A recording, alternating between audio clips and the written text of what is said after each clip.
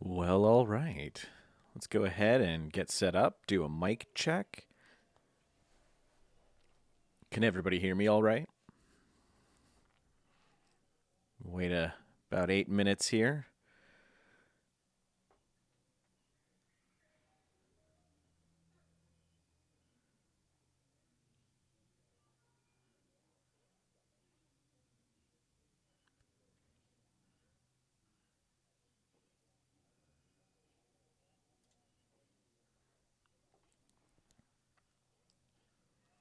Hey, chicken, how are you doing?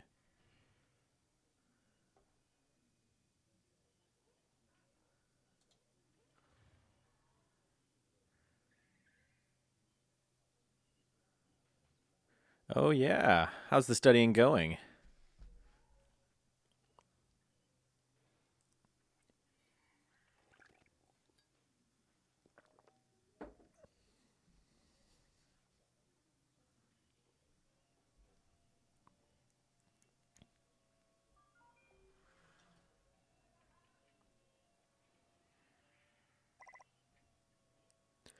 By the way, I am testing out a new headset today, so I don't have monitoring set up properly, so please let me know if I'm too quiet or too loud. Mammal taxonomy, all right.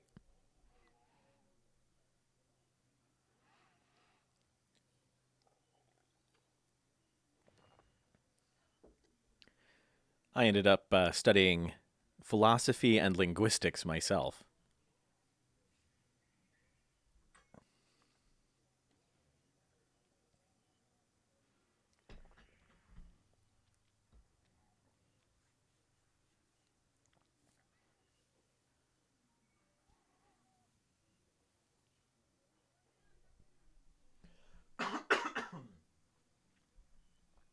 Excuse me.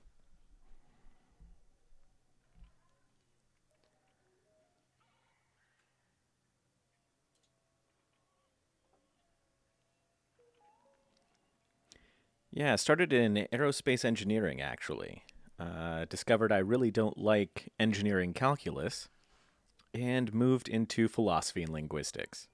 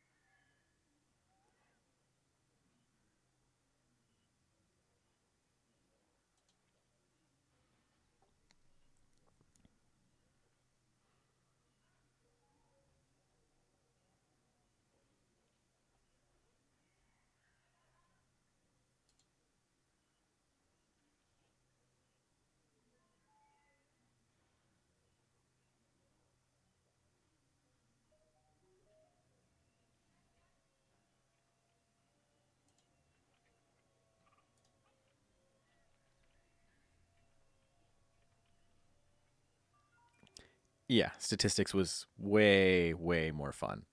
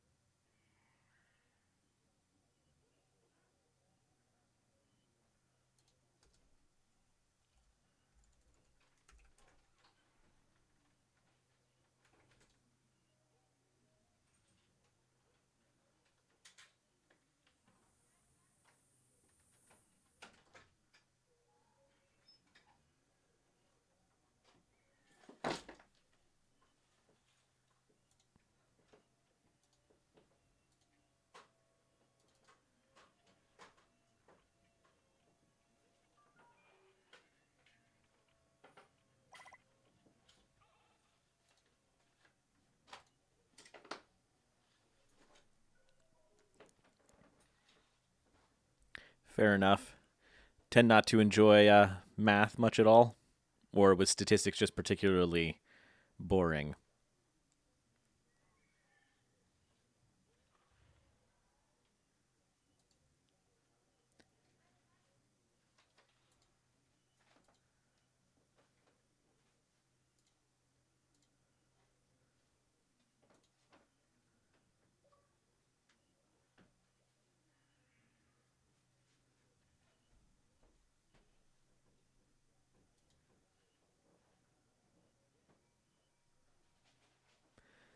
Yeah, same here. I was always very good at it, which is why I thought I wanted to do engineering, but man, I hate it. Took me way too long to learn that though.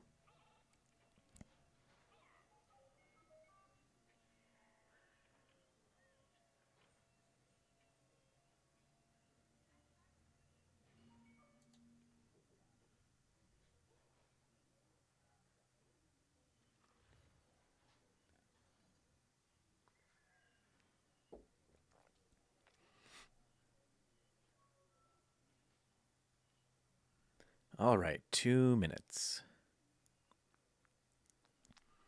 Physics, I actually didn't mind nearly as much myself. Mostly because it was a little more practical, so I could at least imagine, a catapult throwing things or how a wing works, and so, calculating lift over an airfoil was a lot more fun than playing with numbers that had no real application in the moment. So I didn't mind physics, at least I didn't find physics boring, but yeah.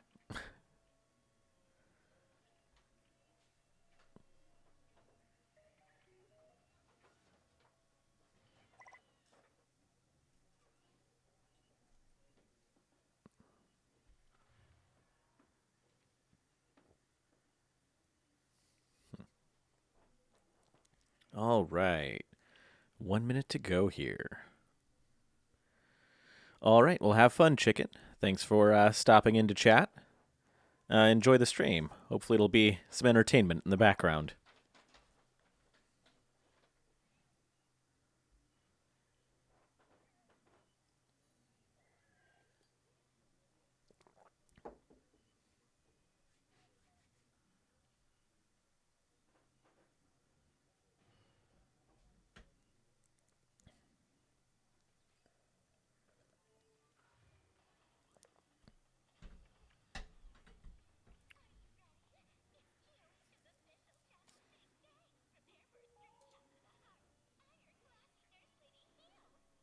What is going on?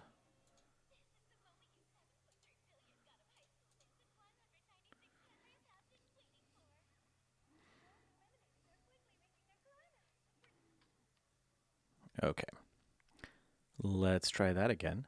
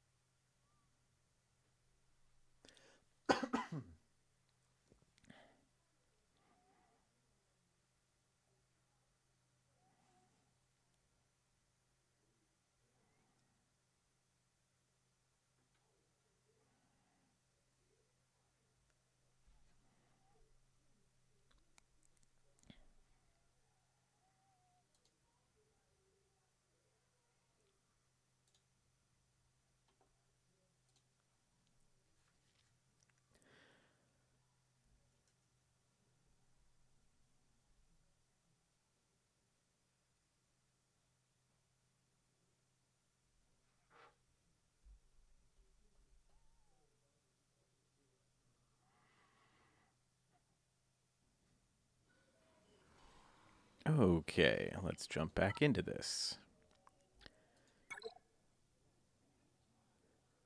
Hard. Required 4 million plus. Recommended 5 million plus.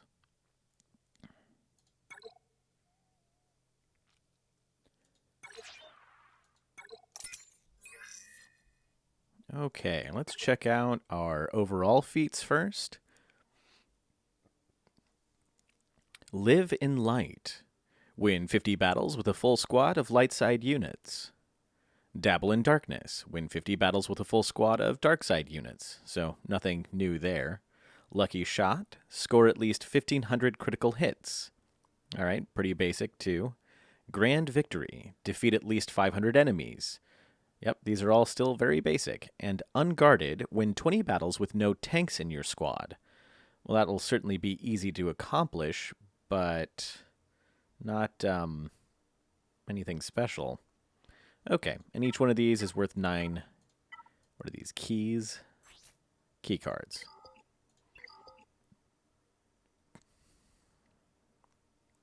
And let's go ahead and check out the reward table here. So 100, 75, and 100. 75 Conquest credits. 100,000 shipbuilding materials and 100,000 credits for each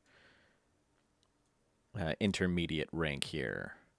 The crates, we don't really care too much about the intermediate crates. Let's go ahead and look at that final crate with 44. For some reason, I'm not sure I understand why 44, but 44 Razor Crest shards. We've got our 10 arrow magnifiers, so that's something. As you can see, I haven't really used up any of mine. This is nice. The Zinbittle cards.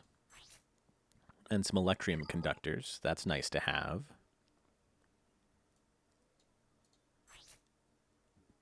$25 injectors somewhere in here.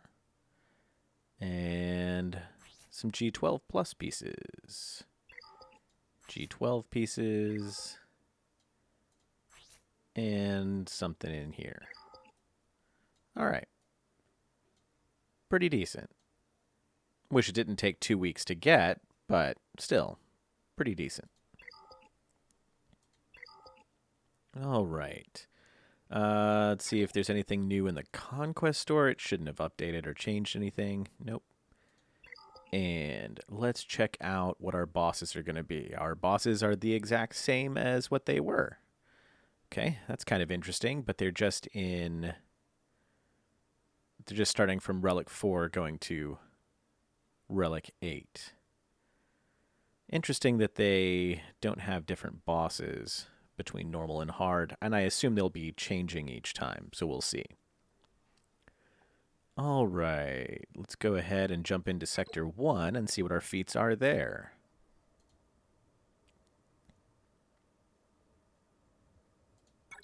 Okay, our Sector 1 feats are Critical Success, gain advantage 40 times, Lucky Shot, score at least 200 critical hits, and Flawless Victory, win at least 20 battles without losing any units. Okay, those should be fairly easy to accomplish. Each one rewards 5 key cards. Now let's take a look at our available starting data discs. Insatiable. Allied units gain 8.5% health steal and 8.5% defense penetration.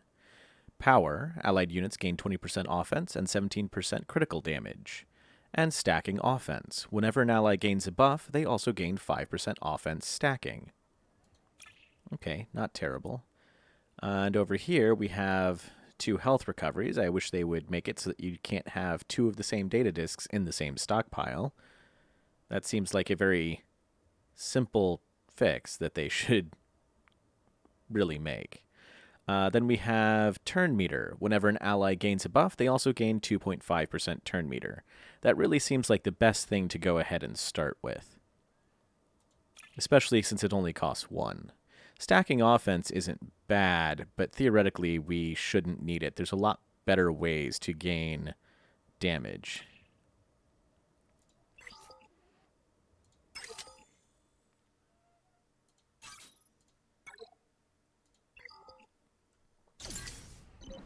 Okay. They have not mentioned whether or not they fixed the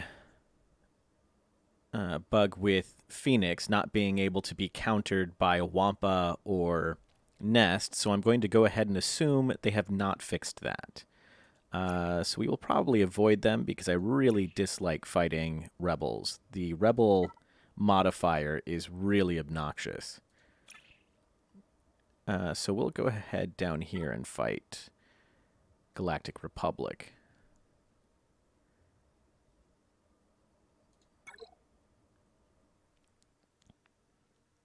Okay. Let's pick... Let's see. The feats were no tank, and we don't want to lose any characters here. Critical success, critical hits. Okay. Nothing too crazy as far as feats for this particular sector goes.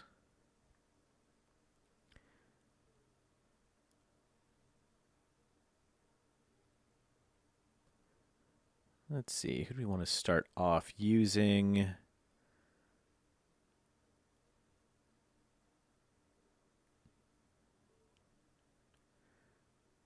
Especially going up against Padme, I don't want to go too far under here, so let's just go ahead and use...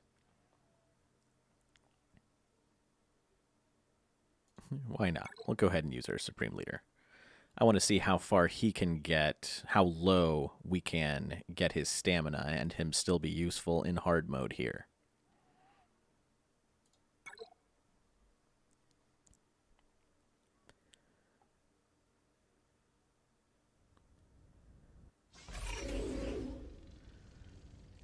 There's no Anakin.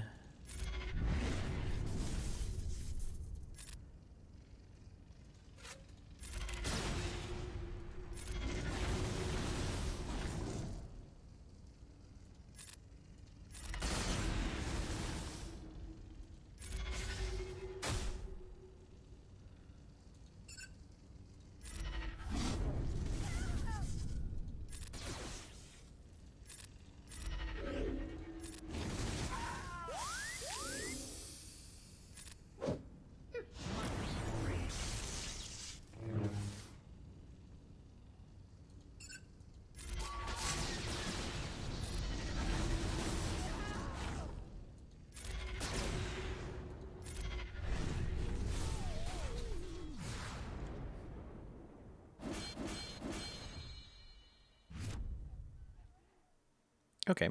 The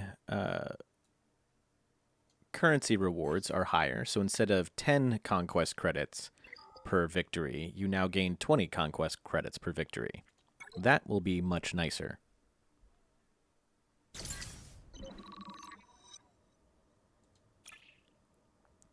Okay, now that we can see this, let's see if there's one we want to go for. Decay turn meter would be very nice. Ooh, but over here we have Ruthless Offense and Amplify Agony. I really like Amplify Agony. I'll probably go for that.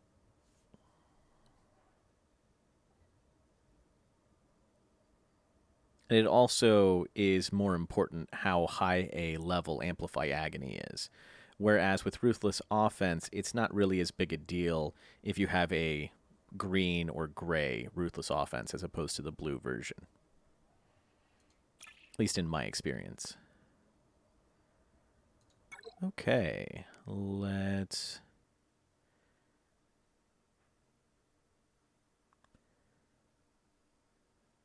Yeah, I wish I had deployable cooling on my first one. That would have been nice.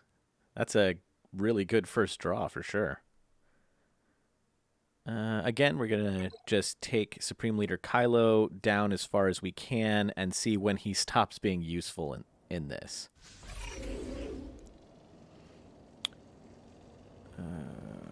Can't stun JKR, so I guess we'll go ahead and stun Kenobi.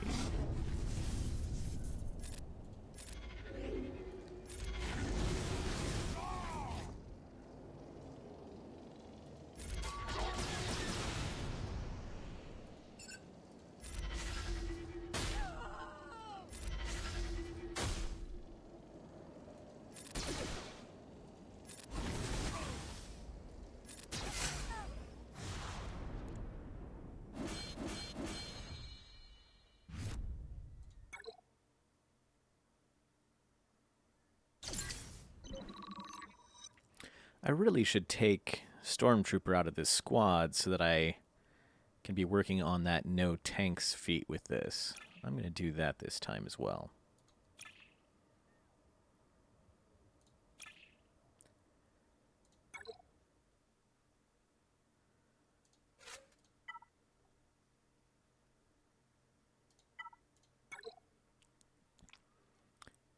Let's throw in the other TIE pilot.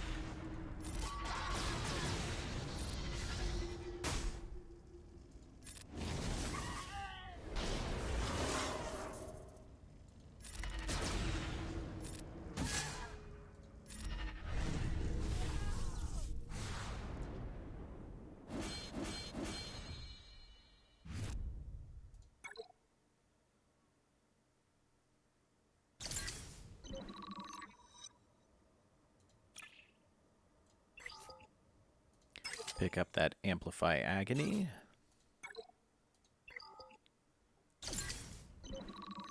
And let's see what our next target is. Ruthless Debilitation. When an enemy falls below 100% health, they are inflicted with healing immunity and 2 stacks of armor shred, which can't be dispelled or resisted. That seems like a really nice one. Quickening. Allied units gain 5% speed and 3.5% evasion.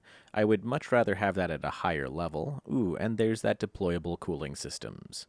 Whenever an allied unit gains a buff, there's a 10% chance that their cooldowns will be reduced by 1.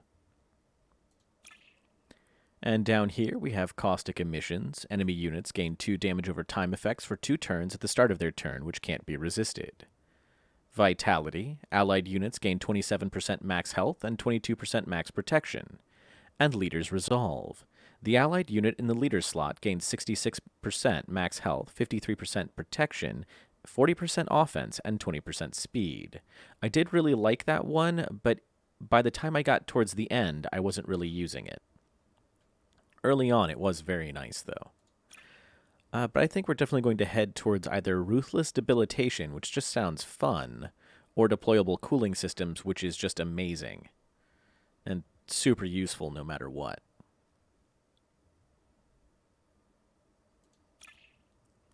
All right.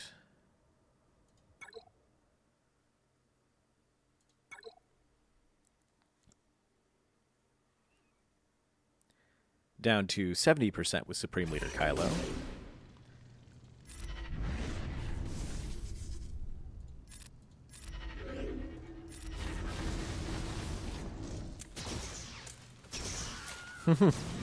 Okay.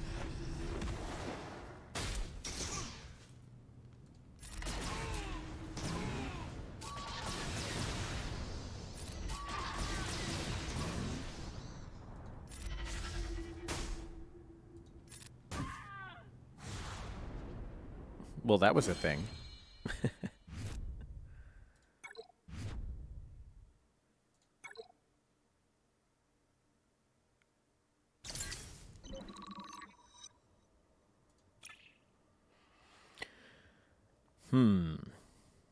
This is kind of a tough choice. Deployable cooling systems, I would definitely say, is the better option here, but Ruthless Debilitation just sounds fun to play with. So we're going to grab that one, because why are we doing this if not to have fun with it?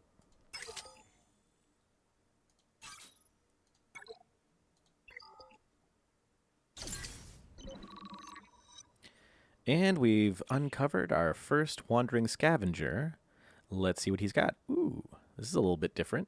We have incomplete signal data available for purchase with both crystals and Conquest tokens. Right? That's what I thought, Rathmal. And then we have chromium transistors. So we have a bunch of relic materials available for purchase here with both crystals and Conquest currency. But only up through the carbonite circuit boards. Still, that's pretty nice. Then we have injector salvage. Also nice to have that available for purchase.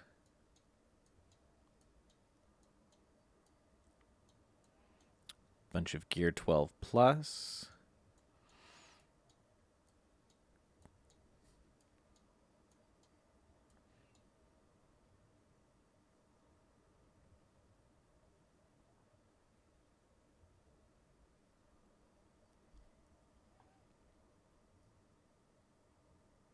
Let's see, what else?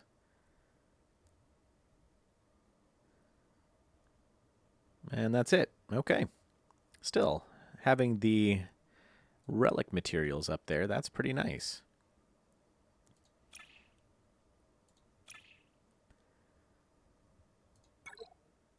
Okay, down to 60% with Supreme Leader Kylo.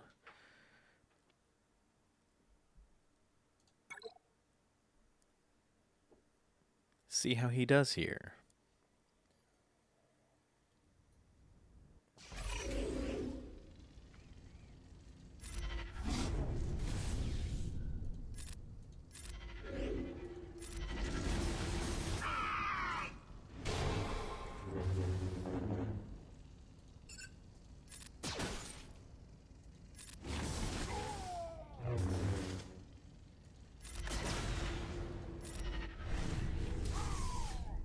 Still doing all right.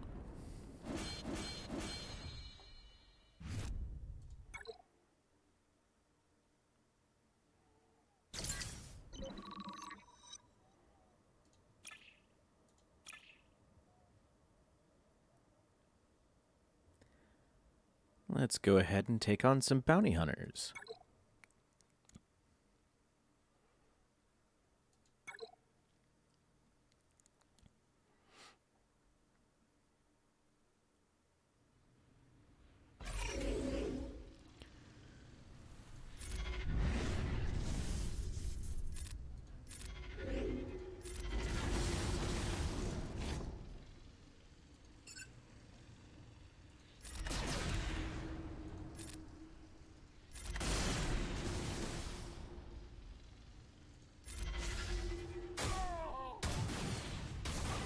Ooh.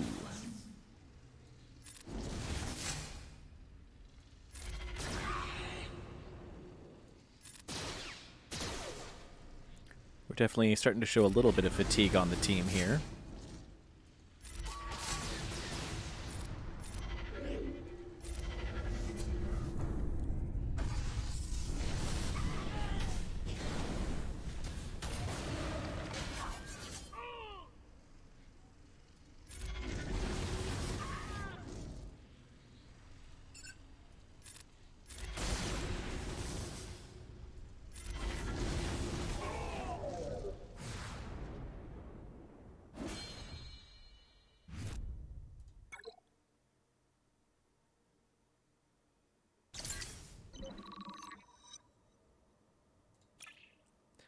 All right, commit here.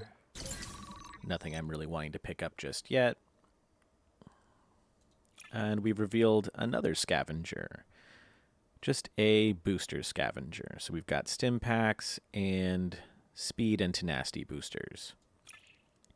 But at our next data disk stockpile, we have potency calibration, a blue quickening, which is 8% speed and 5.5% evasion, which is much better than the other one, and a gray insatiable. So we'll be going for that blue quickening for sure.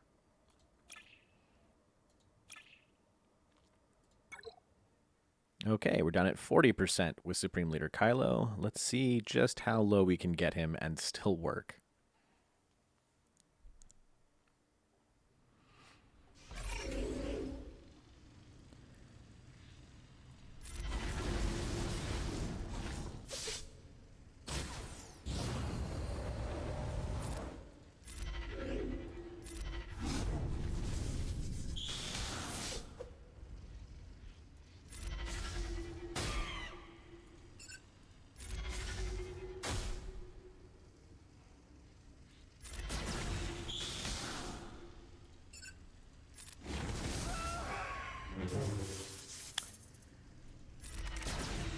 Are they supposed to be able to revive if Kylo kills them? I did not think that that was supposed to be the case.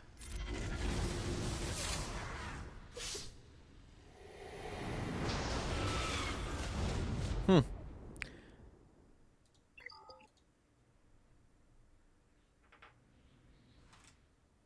Ah, yeah, that's right. Okay, so at 40%, Kylo isn't cutting it, at least not with that substandard, well, at least certainly suboptimal first order lineup. So let's get in here with something else. It's another one that doesn't have any tanks. I could do Jedi without any tanks in it.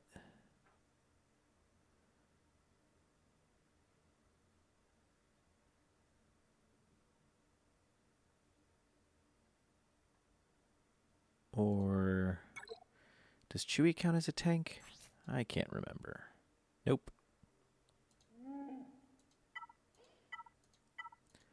Yeah, whole bunch of attackers.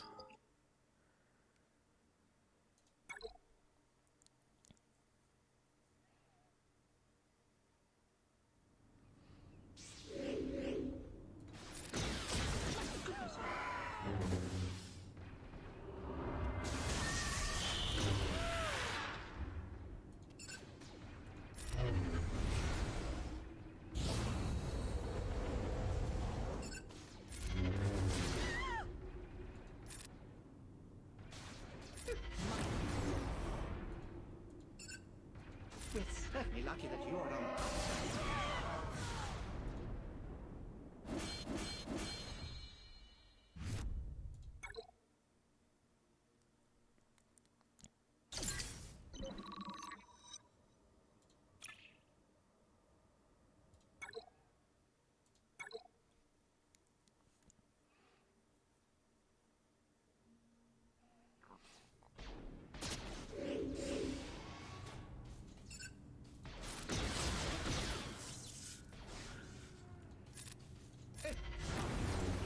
Yeah.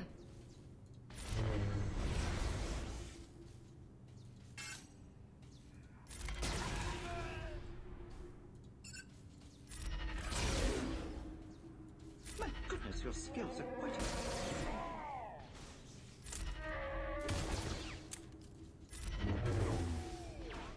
How dare you?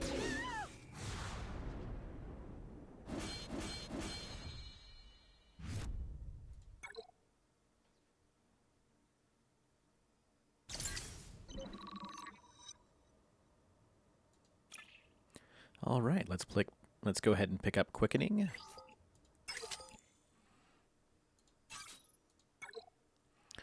So for those who've joined recently, we have Turn Meter, Amplify Agony, Ruthless Debilitation, and Quickening.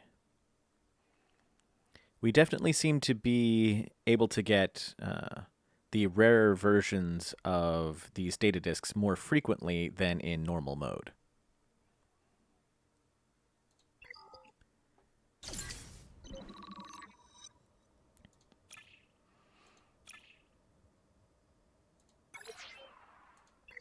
Let's see, where are we at?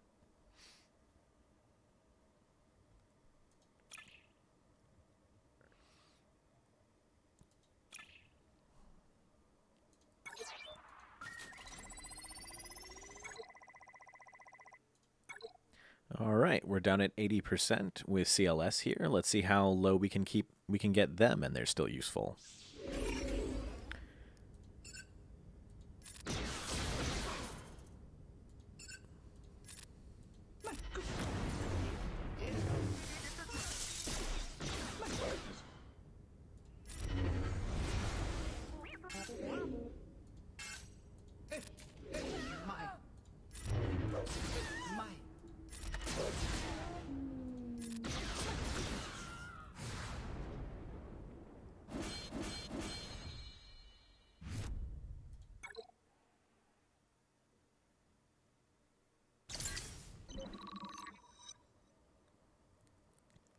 All right, we've got our next scavenger.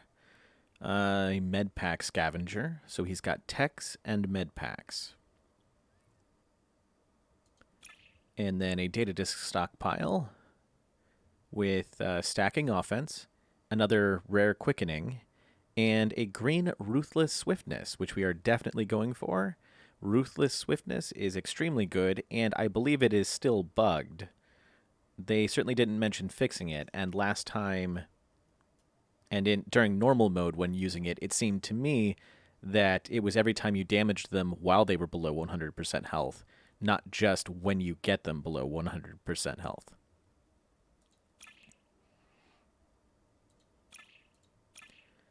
All right, let's see how this goes.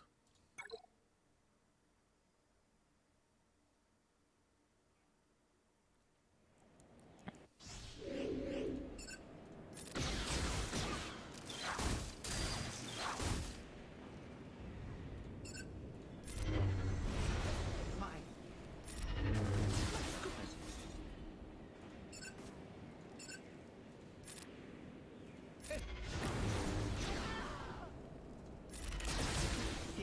Dear.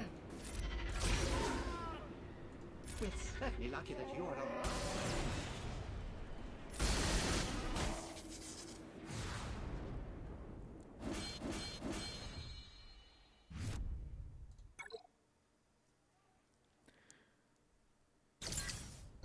Still breezing right through these fights.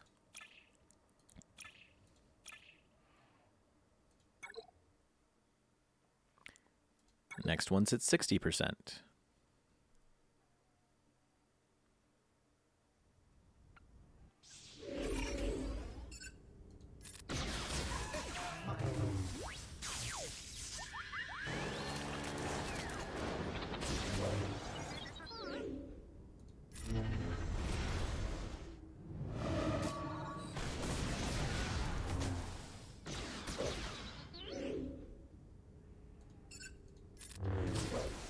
Dear.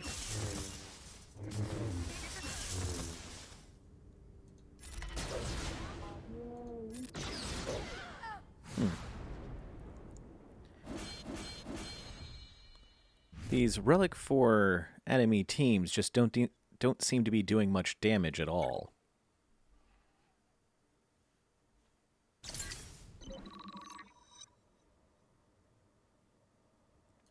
All right, let's grab that Ruthless Swiftness.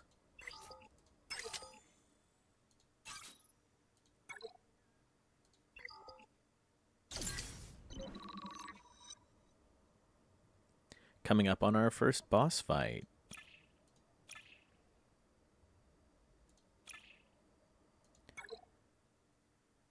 Well, down to 50% with CLS. Let's keep going with it, see how low we can go.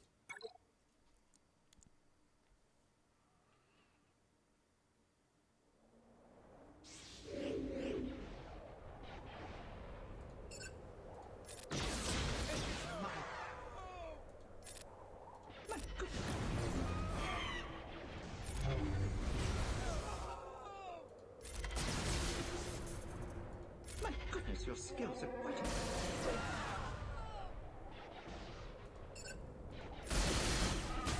My. My goodness.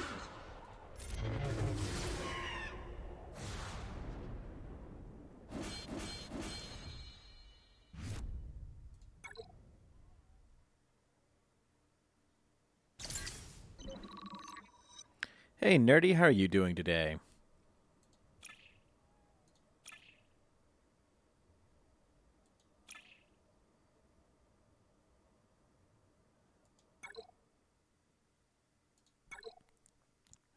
Let's see if we can manage this without stun locking Nest to the point where we can't beat her.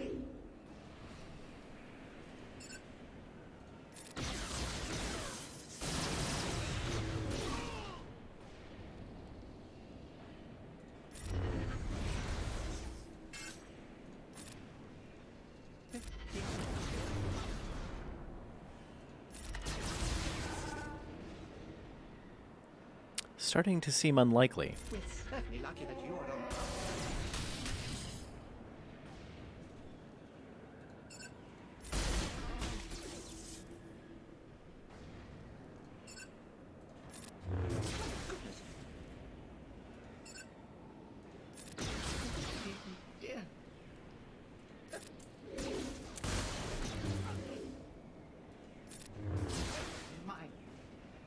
Oh yeah, we're going to be stuck on Nest here.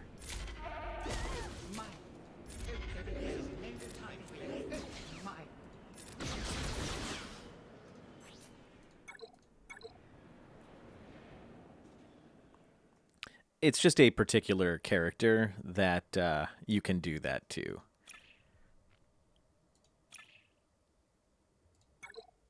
All right, we'll go this route. See if we can still use CLS at 40%.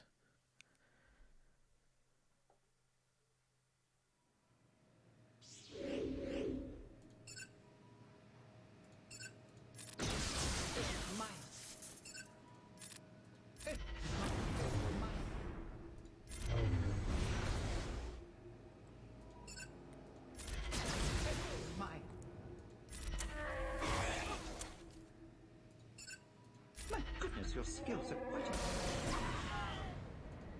Yep, because of the way CLS's kit works, it's really hard to not be able to still have a solid fighting chance with them, even at low stamina.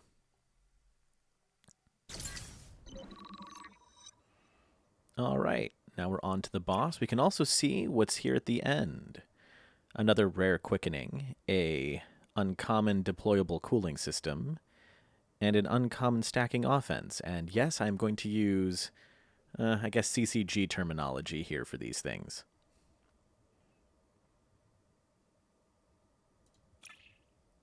All right, well, let's check out our boss feats.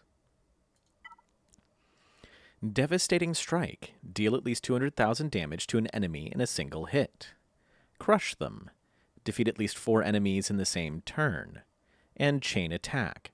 Complete the battle after taking 15 or more consecutive turns before the enemy takes a turn. Well, that's interesting. I'm not going to worry too much about getting those done. They'll be easier to do when you come back to them. Now let's check out the boss modifier. When the mighty fall, the boss gains taunt at the start of the encounter, which cannot be copied, dispelled, or prevented. All of the boss's allies deal 200% more damage, take 75% less damage, and lose 50% turn meter when they take damage from an attack. These effects are removed when the boss is defeated.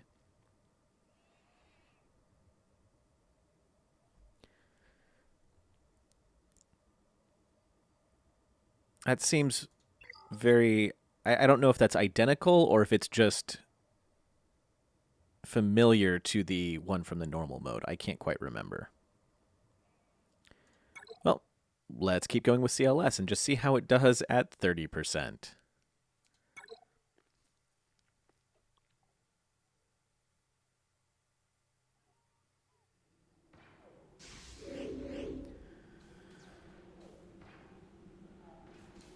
Who do we want to stun?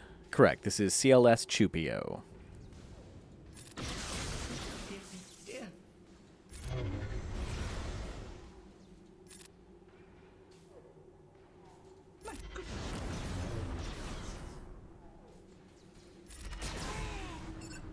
We're certainly lucky that you're not.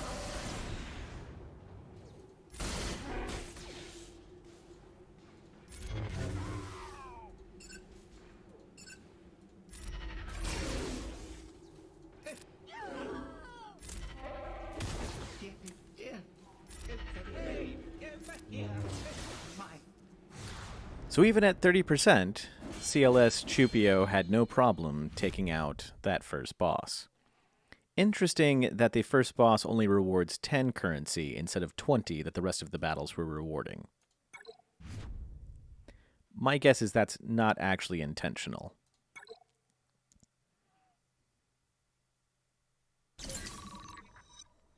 Okay, and there's Sector 1 done. Let's go ahead and take this deployable cooling systems.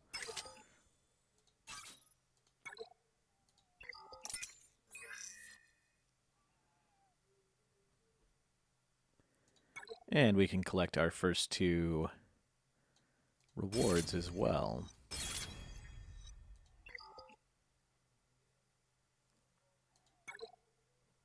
All right, let's see what Sector 2 looks like.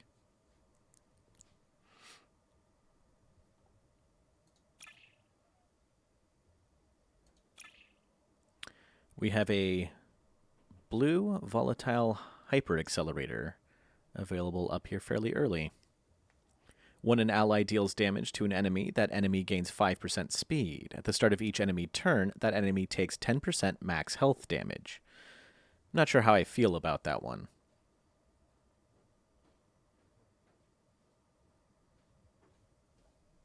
Probably be more fun to just go ahead and take offensive buffs. Decay turn meter would also be very nice. Oh, this could be fun.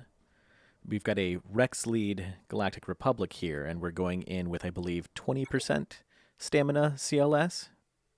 Let's see how this goes. Should not go well, I would assume.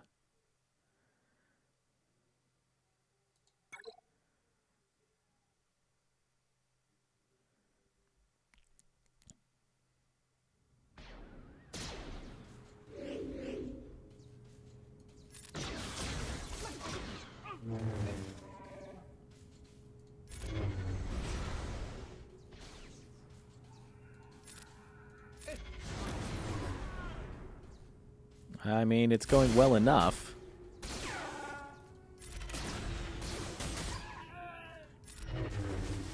There we go. Now we're losing it.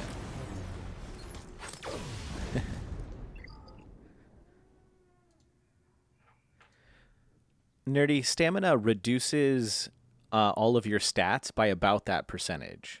It's a little bit less, but basically at 20% stamina, it means all of the character's stats are reduced by. Actually, let's look at it and check it out and see exactly what we are reduced by.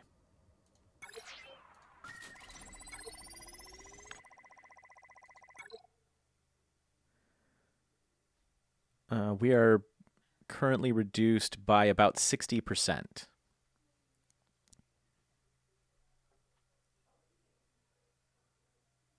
So a very significant amount.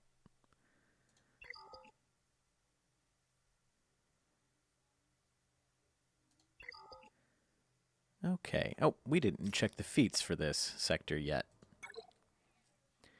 Super support, grant at least 10 buffs to allies. All Jedi, win at least 14 battles with a full squad of Jedi units. Opportunistic advance, attack out of turn 100 times. So pretty set up for JML or JKR. So let's go ahead and jump in here with a JKR because we're still trying to get we're trying to get teams with no tanks. Is that what it is, Rain Man? Set 0.7% per 1%? Awesome. Hooray for math. Okay, we're still going for this offensive buffs. It seems to be about the same here, Rain Man.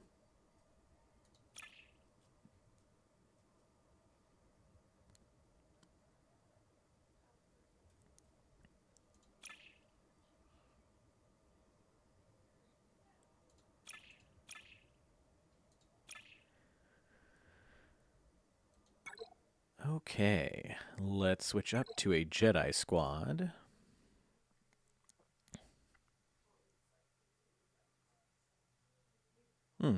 JKL could also be fun. Nah, we'll do this. Need to drop Kenobi. Let's drop these as well. Let's just start from scratch here.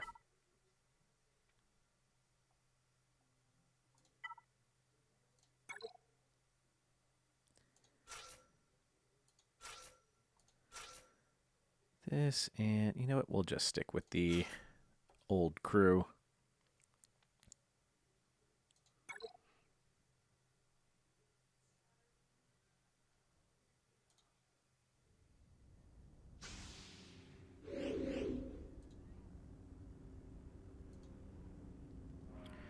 Okay, let's focus on Anakin.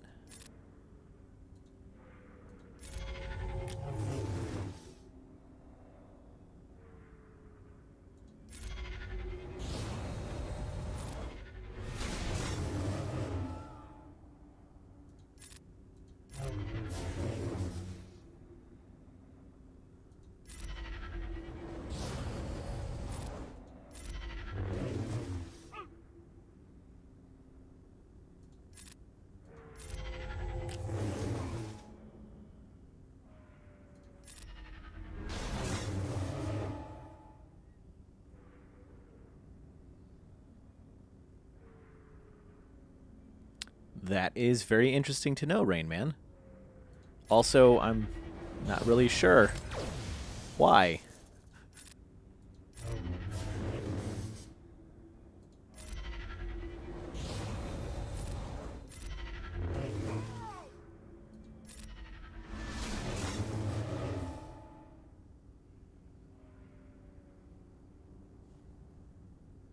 Hmm.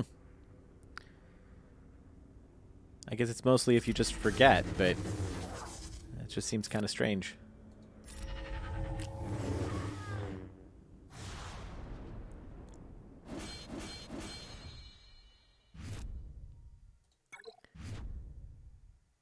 Well, we got 93 buffs done at least that time.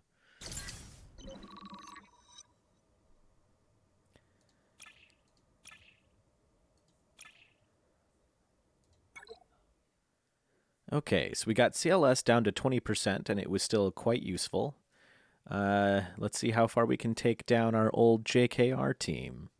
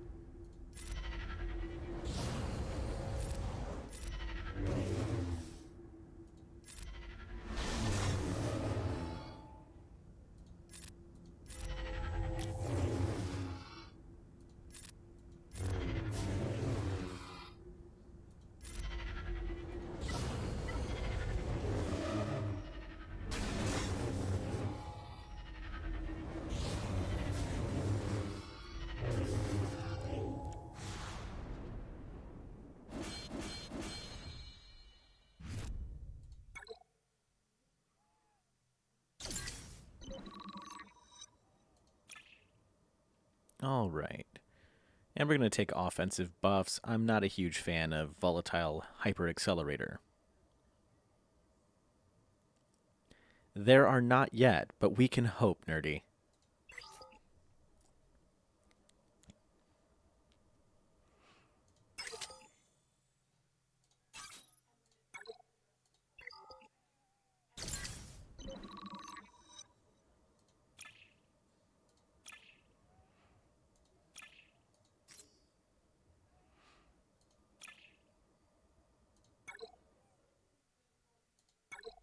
Down to 80%.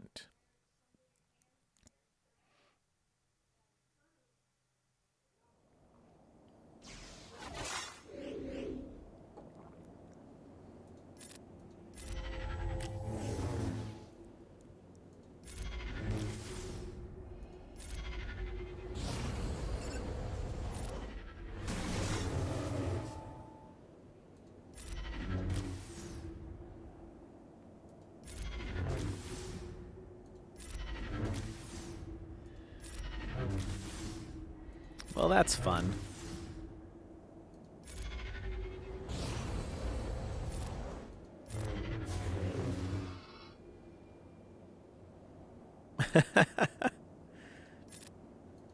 No, it just takes me back to the days of Ewok Hunt on Battlefront 2, the old school Battlefront.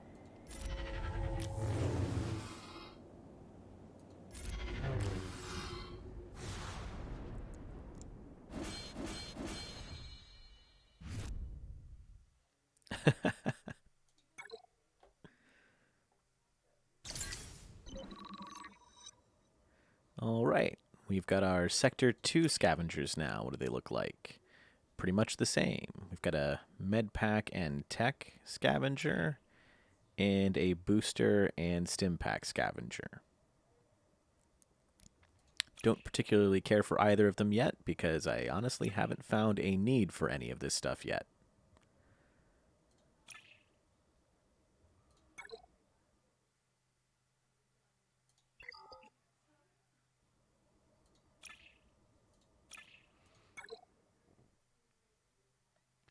Yeah, we have to assume, well, actually, we pretty well know that they ate all of those stormtroopers.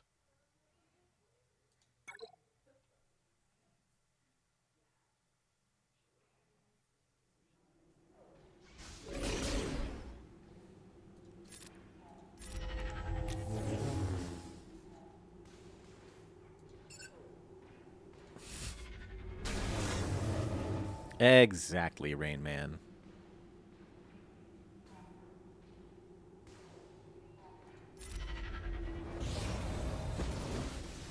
Ow.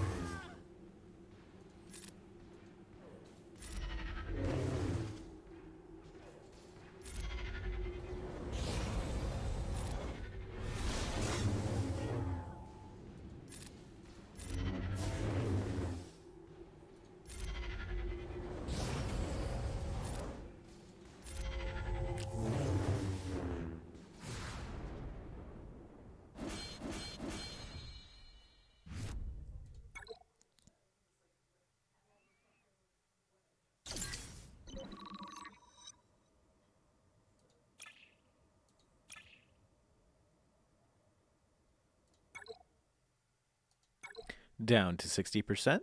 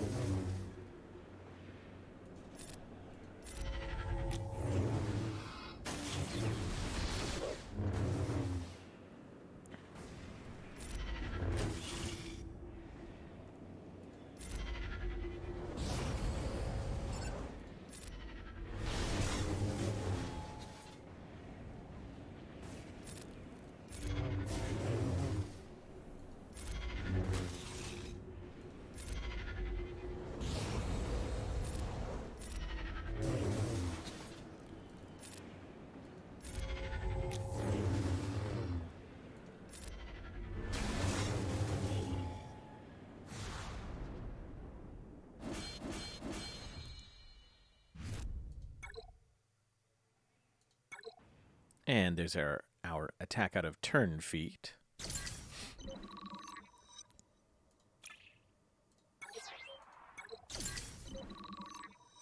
And let's see what's available here. Defensive buffs, Insatiable, and Debuff Dismantler. Whenever an allied unit gains a buff, they have a 30% chance to dispel all debuffs on themselves and gain 15% mastery stacking. Well, that sounds really good. And over here, we have Power, Vitality, and Health Recovery. It is a rare Vitality. Allied units gain 44% max health and 35% max protection. Couple teams that is really good for. But we're going to go for Debuff Dismantler. That just sounds more fun.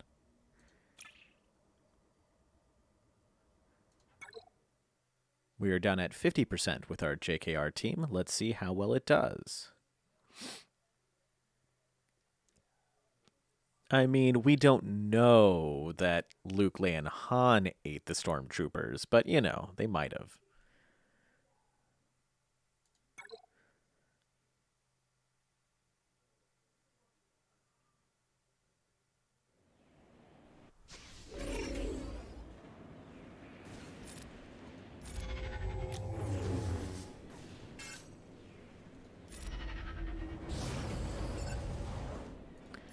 Okay, let's try to get rid of Marauder so he can't wipe us out.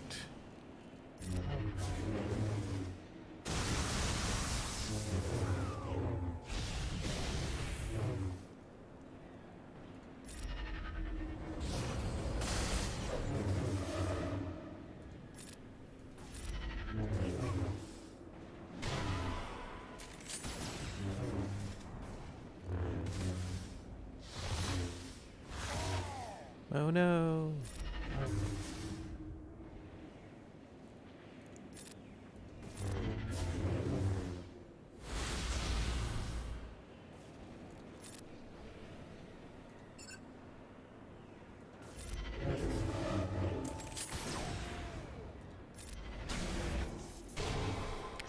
Looks like our 40% might be the end of JKR here.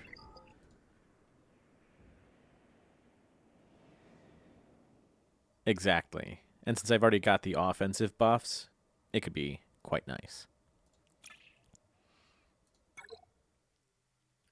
Nope, we're at 50%. Okay.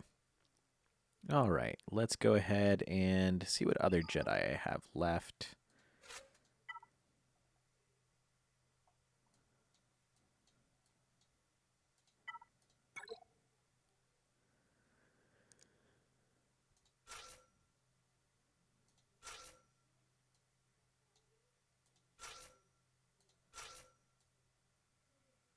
And all right, that should be no tanks.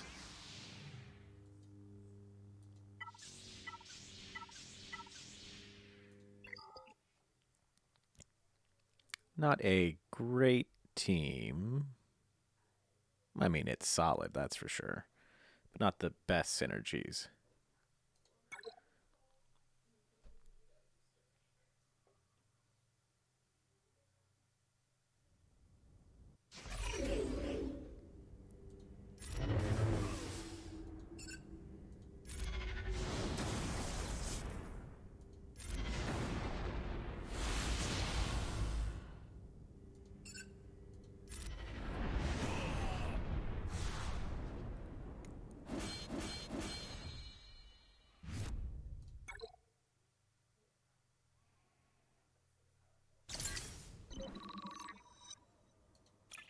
Okay, and debuff Dismantler. And we are now at 11 out of 12 for our data capacity.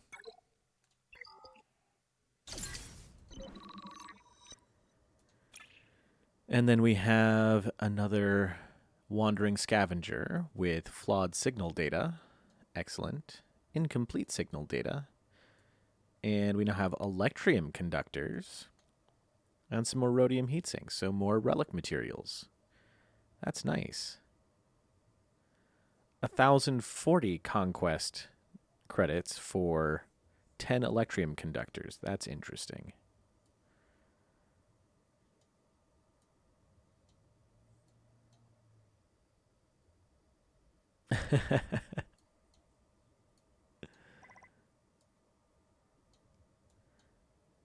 Somebody will have to do the math on how good this pricing is. And I'm sure somebody will soon enough.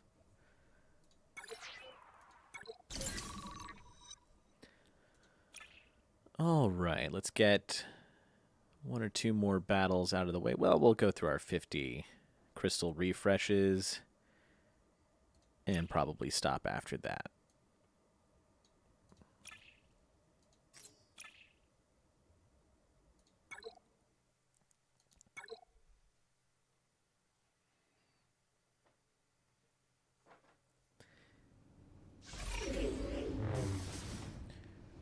For sure, Rain Man. Definitely not a bad use of the tickets. It's more which ones are going to be the most effective or most like cost efficient, really, I guess.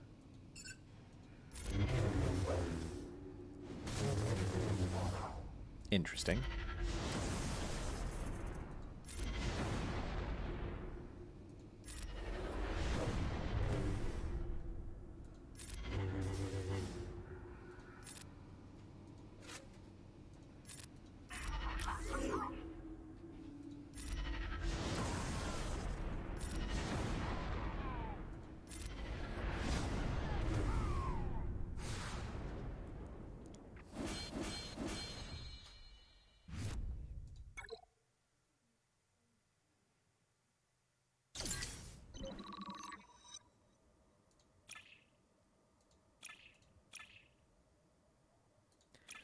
All right, let's see what we've got up here. Another offensive buffs, insatiable and vitality. I don't need any of those. Down here we have stacking offense, protection recovery, and decay turn meter. I would like to have that decay turn meter. I was just hoping for a higher quality one.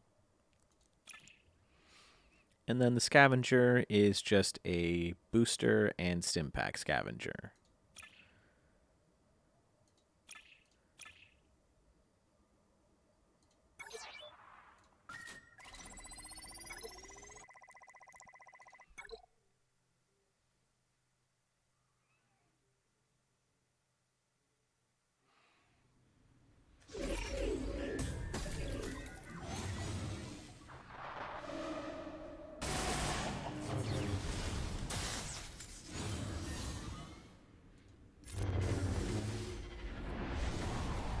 Wow.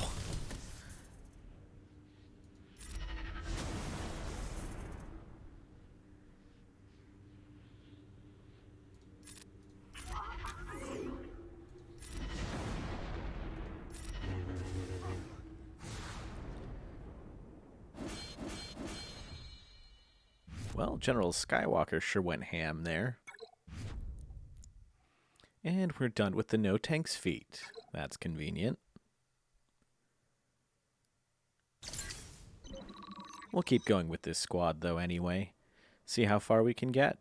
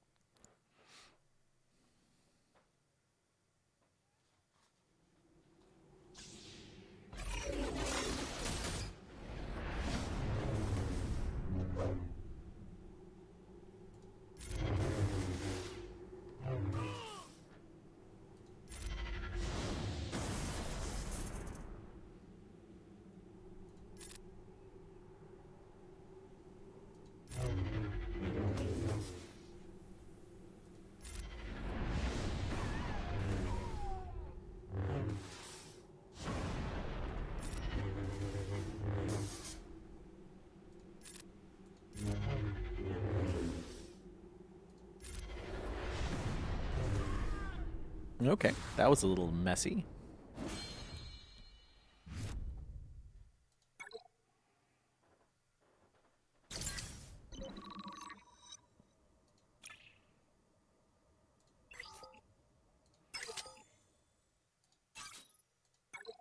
And now we've got a pretty solid lineup of data disks. I'm very happy with this build so far.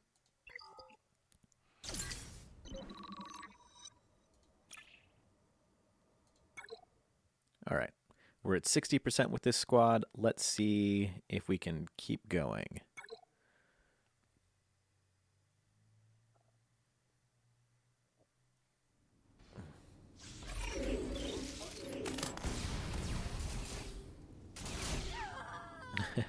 Maybe, maybe not.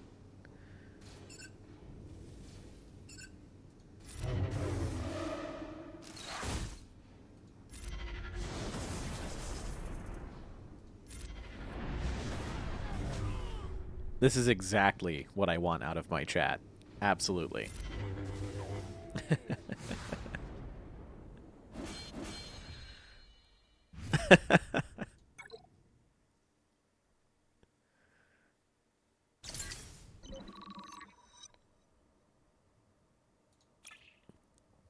All right, up here we have Protection Recovery, Power, Zealous Ambition. Allied healers gain offense equal to 34% of their max health. Could be fun, but that's very niche. And down here we have another deployable cooling systems, stacking offense, which could be useful, and health recovery, which could also be useful, but I'd rather have stacking offense. And in the middle, we have a tech and med pack scavenger.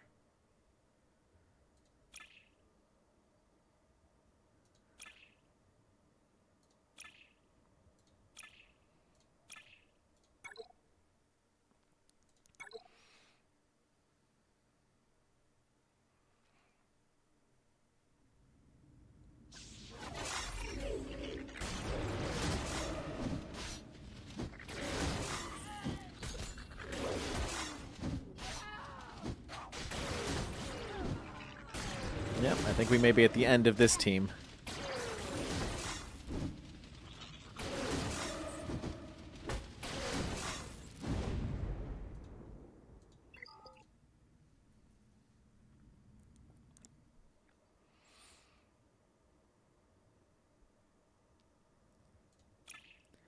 All right, time to change things up.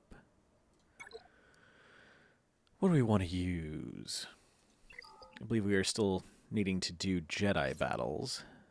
So I might just... Yep. We'll stick with Jedi, but I'll do a JML. Lead with... Let's see what else we've got.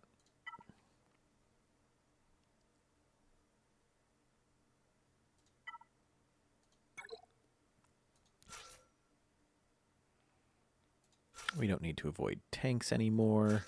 So why not just a bunch of tanks? There we go. Great.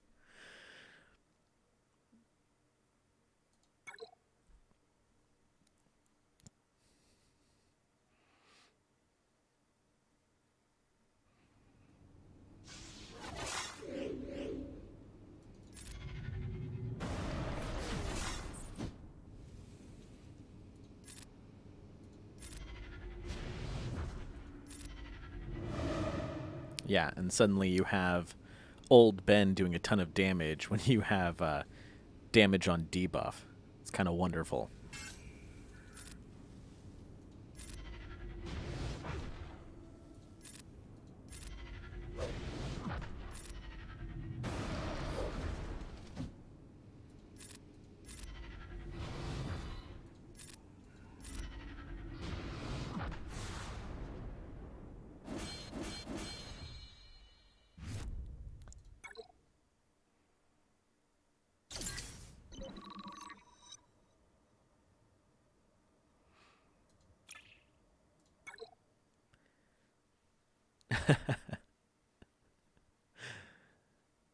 I mean, they were there to help, sort of, I guess.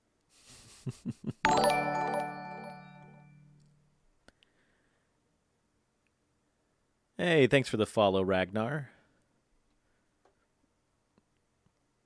Yes, that's what Mace Windu does. Emotional support, for sure.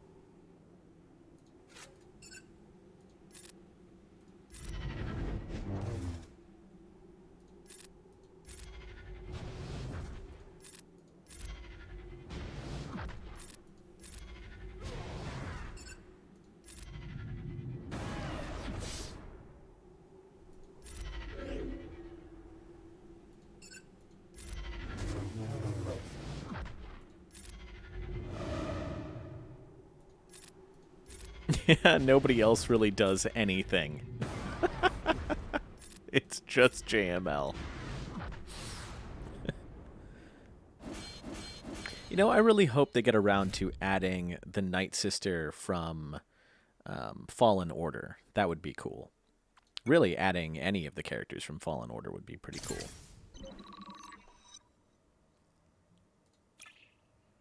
All right, we're going to go ahead and grab Stacking Offense. We're not going to equip it, though.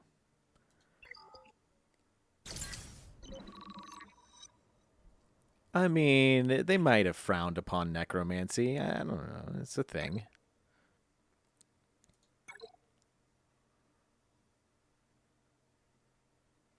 Yeah.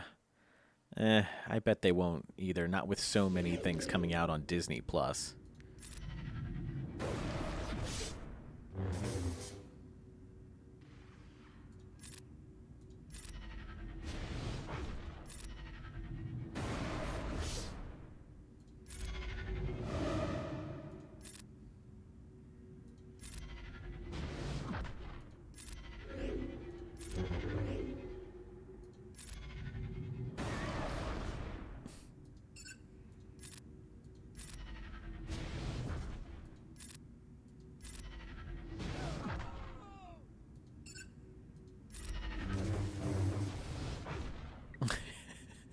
Even with the mass assist, nobody else is doing any damage.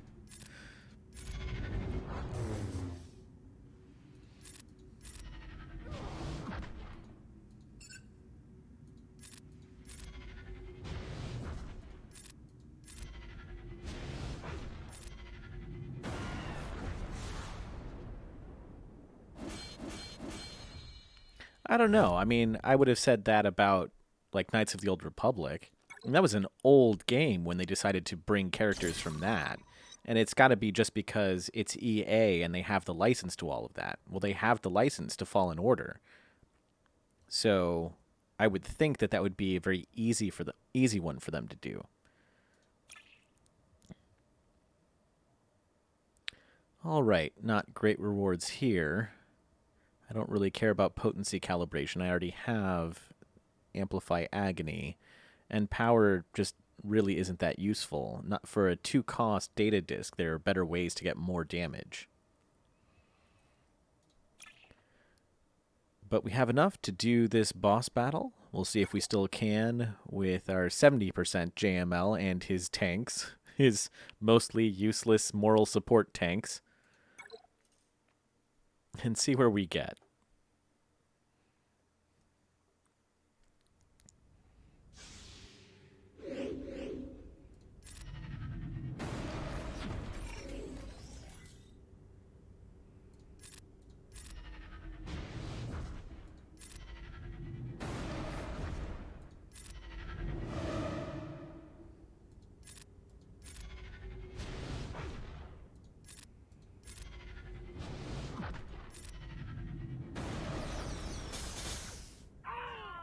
Okay.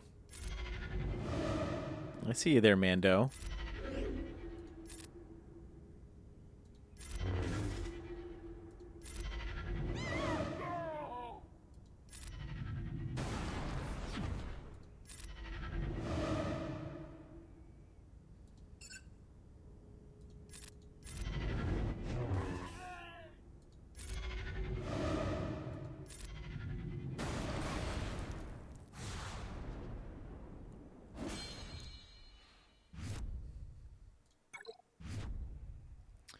All right, and just in time, got a couple feats done.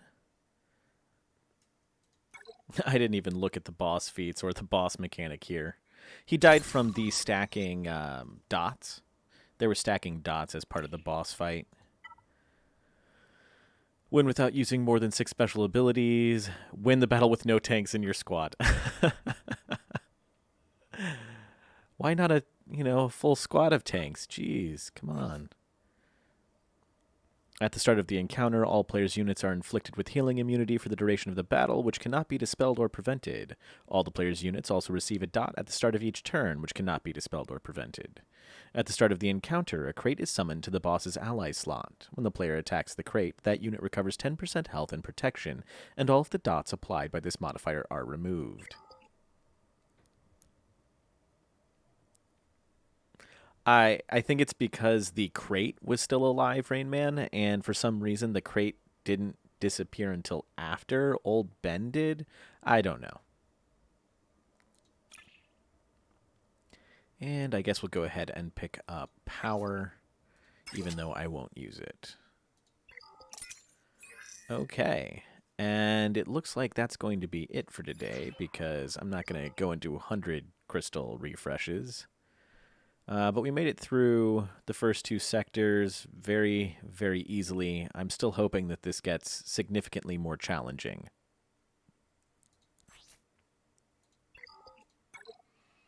We're now in Sector 3 with Relic 6.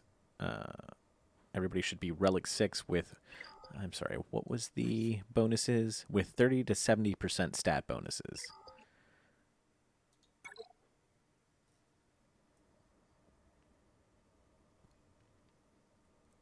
But let's at least look and see what's available right off the bat here. Let's see, just Amplify Agony, Ruthless Offense, Potency Calibration. Nothing interesting here. And Leader's Resolve, Ruthless Swiftness that we already have, and Zealous Ambition, which we don't really need. So I guess we'll probably just head and take this leader's resolve, but that's about it. Interesting. Well, that'll be all for today, ladies and gentlemen. I'm going to go do my arena, and I will probably be back tomorrow, or I should be back tomorrow to stream some more Conquest mode here, and we'll see, hopefully, if this gets a little more challenging getting into sectors 4 and 5. Hopefully, even Sector 3 will be challenging. But it's definitely easy enough to get up to Sector 3, that's for sure.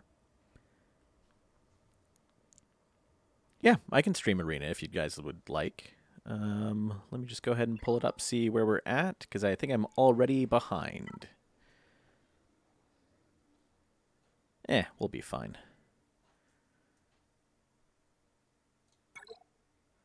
What have we got here? Sith Eternal. This will be a nice, easy one.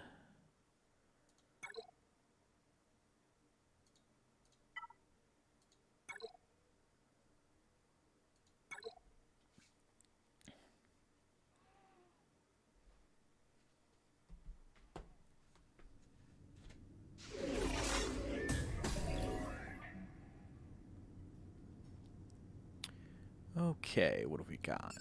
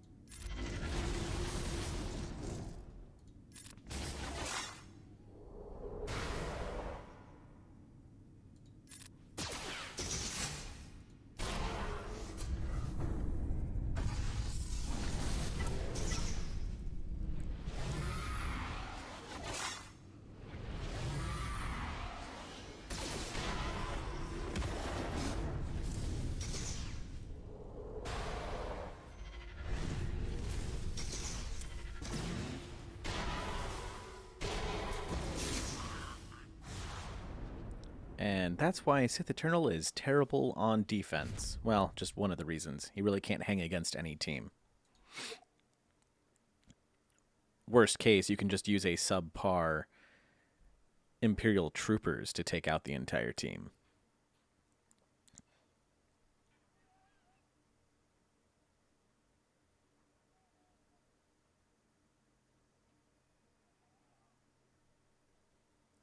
Well, let's see, while we wait on the next one, maybe we have enough energy now for one more. Nope. Another 3 minutes. I guess I should collect my current rewards.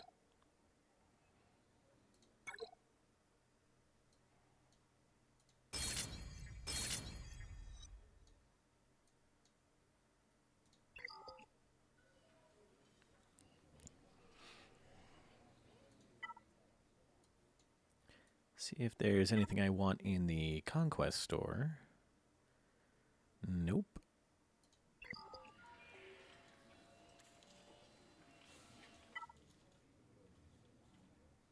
Let's go ahead and check out Fleet Arena, see if I need to do some climbing there early. No, I do not. Wonder why I didn't drop hardly at all today. Just that fleet in. Got me. People must have been taking a break yesterday.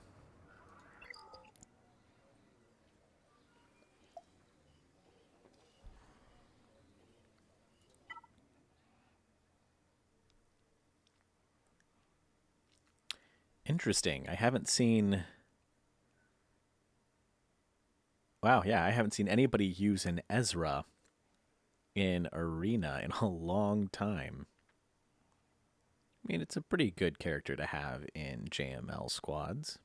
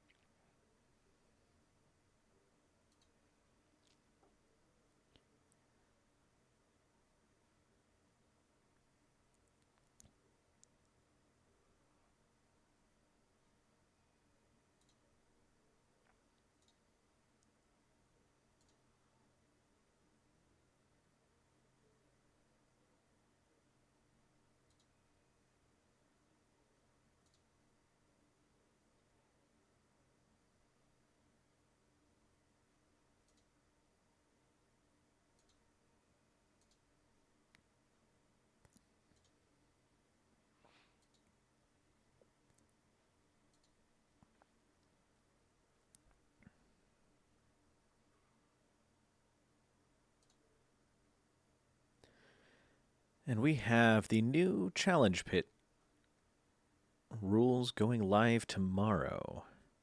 I'll be streaming that on Friday, though. That's when my guild is ready to do the next raid.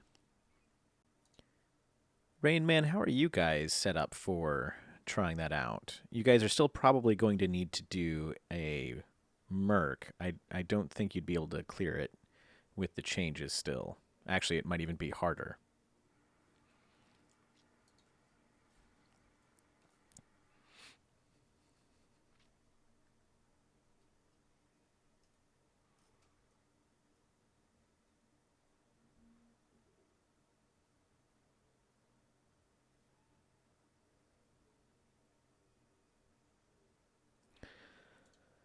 I'm really going to have to change up my spreadsheet and everything for these changes. I'm really interested to see how they shake out.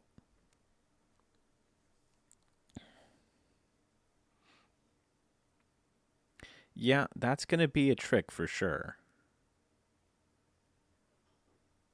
I mean, on the bright side, it'll be easier for mercs to do it because, I mean, anybody who's going to be merking, they'll have a lot more teams that they can use.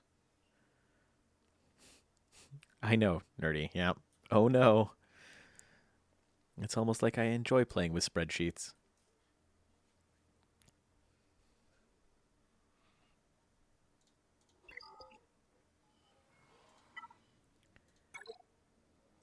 Yeah, there's our energy. Do one of these real quick, and then we should be good for the next one. What did we want? I don't care. And I guess we'll go grab this leader's resolve. All right, 60% with our JML and emotional support tanks. Exactly.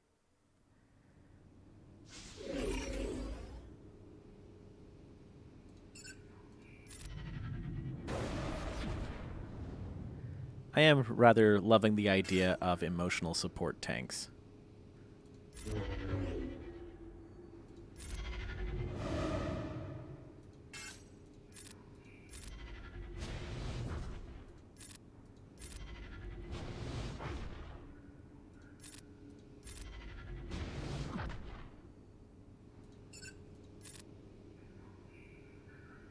It so does not matter.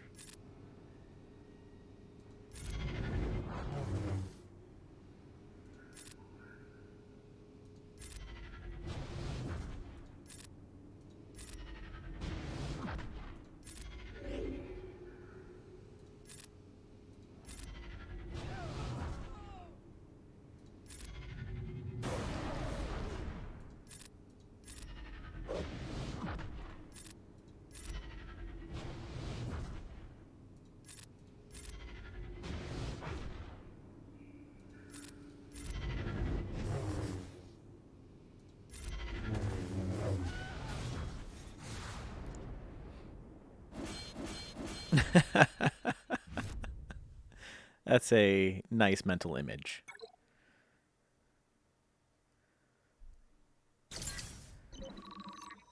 Sort of an emotional support dog, but it's, you know, an M1A2. It's perfect.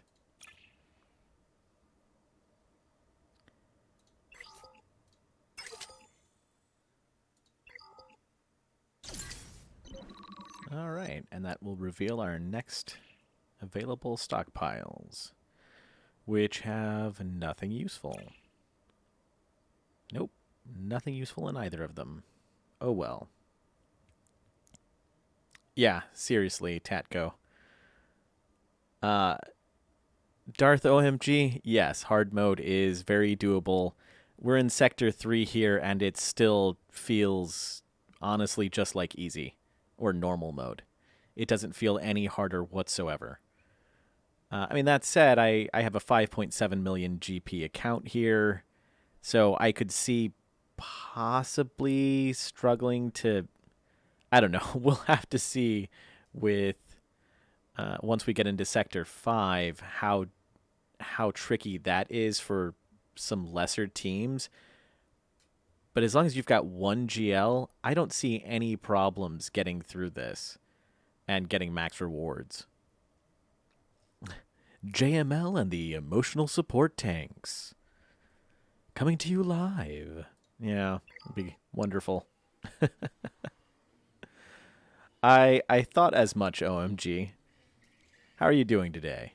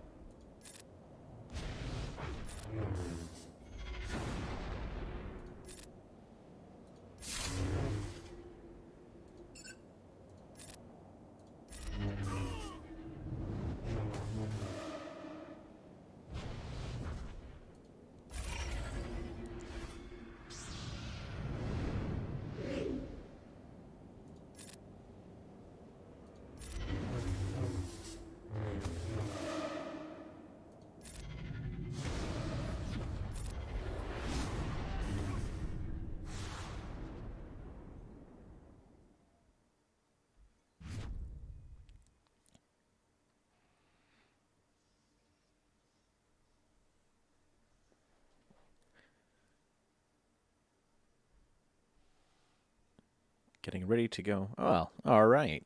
Well, good night then, OMG. And, you know, I have a number of people I game with on Xbox from the Netherlands. Tend to have a lot of fun with Destiny. Actually, I haven't played with them in a while, though, now.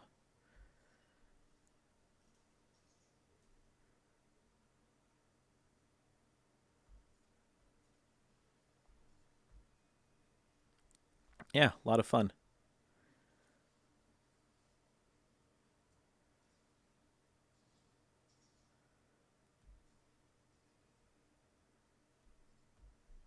All right.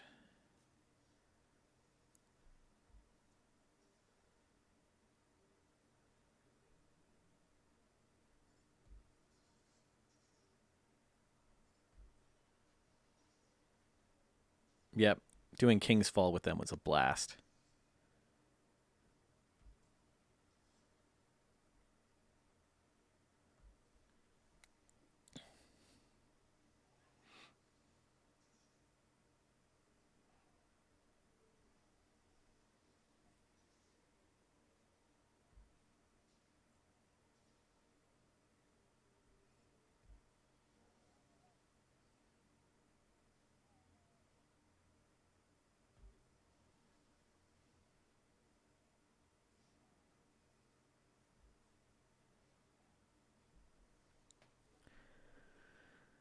Let's see what else we have going on.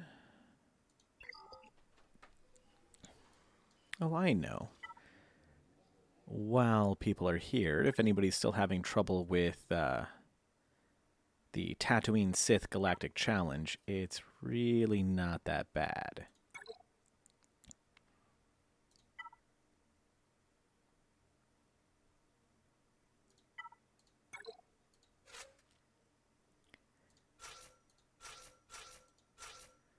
And Range Trooper.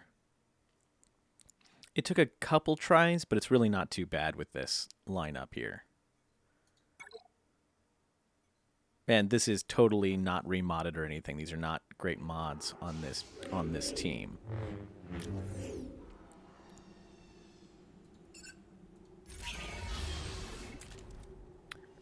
Wonkiest animation. Normally I like to place this on Veers because he has a chance to give a buff. Well, he will give out a buff on his basic, which will increase turn meter. But for this event, I like putting it on Stark because he'll get extra damage. And you really need a lot of damage to take out SWGOH.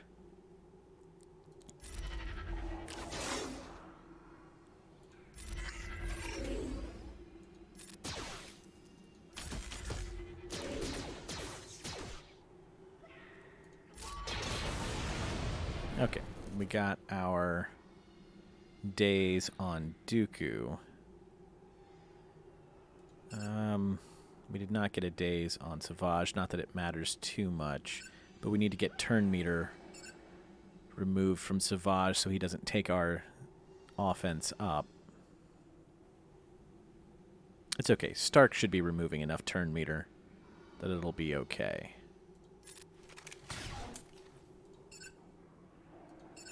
Or, hopefully, this will land perfect.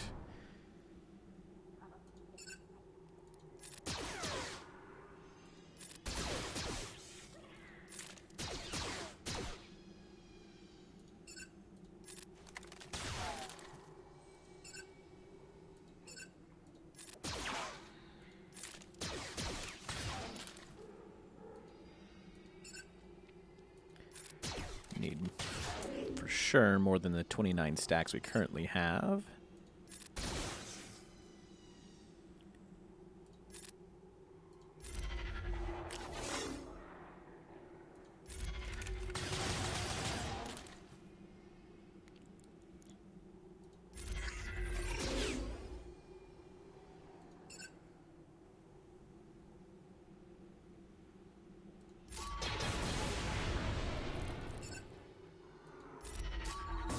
See if we have enough to take him out. Nope, we did not.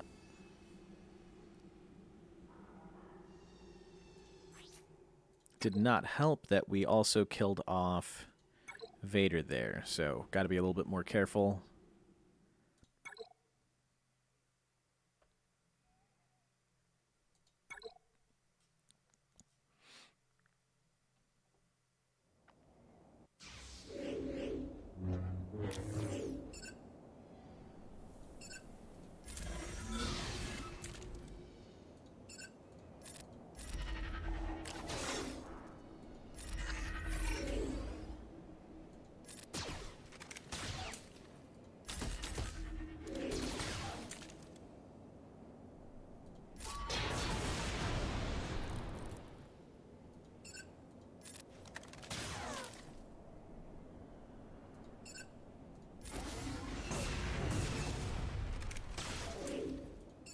That's unfortunate, but we're okay.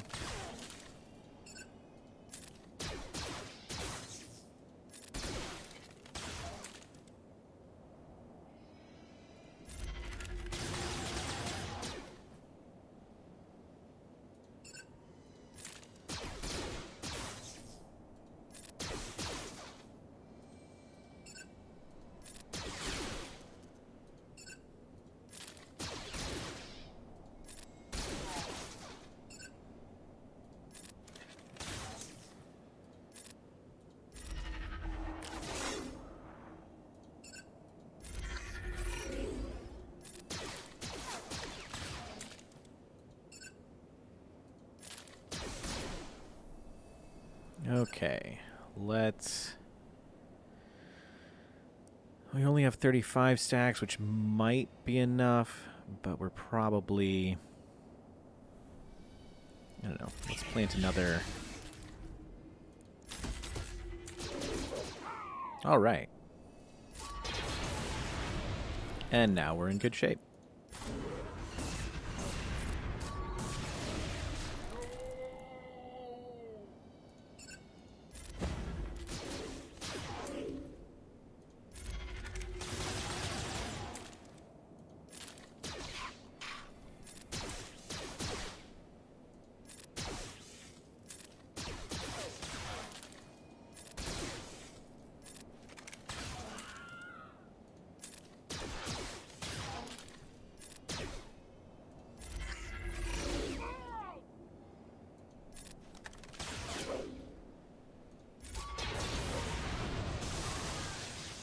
Ow.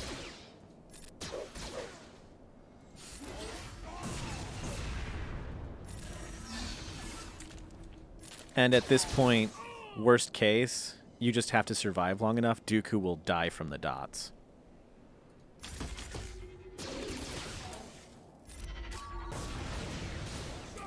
See? And that's all it takes to win that one.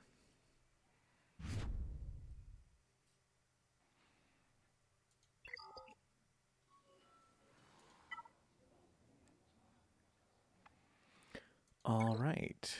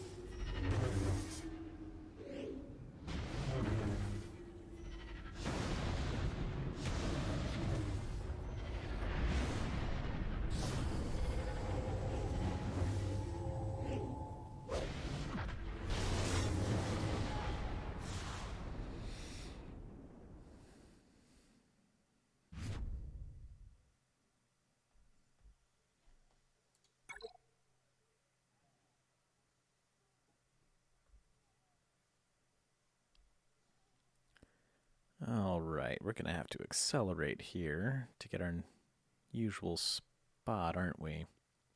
No, I'll have enough time. Chicken, I am not planning on doing a Slacker versus JML because that one's not exactly 100%. I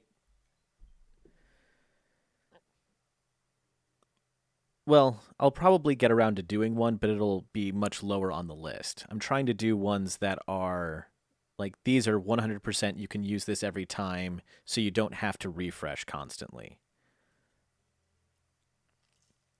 Yeah. Um Slacker's not too bad. It's a pain, but it's really if you just throw in Watt and give him the tank tech, it it makes it okay. Um but I've got my next one's going to be Negotiator, or I'm sorry, Malevolence versus Negotiator.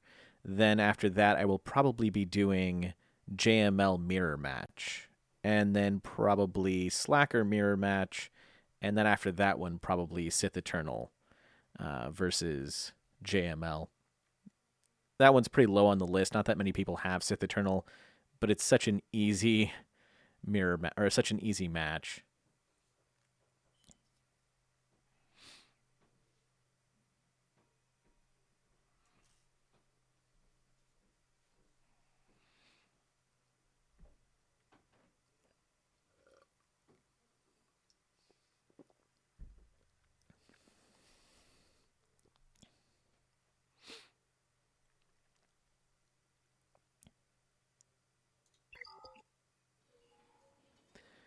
All right, what else have we got going on? I've already done all of my territory battle, I believe, for the day.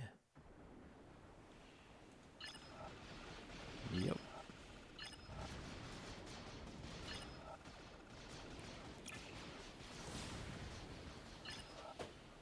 Sorry, Cody, I'm probably never going to take you up to a high enough gear level for this.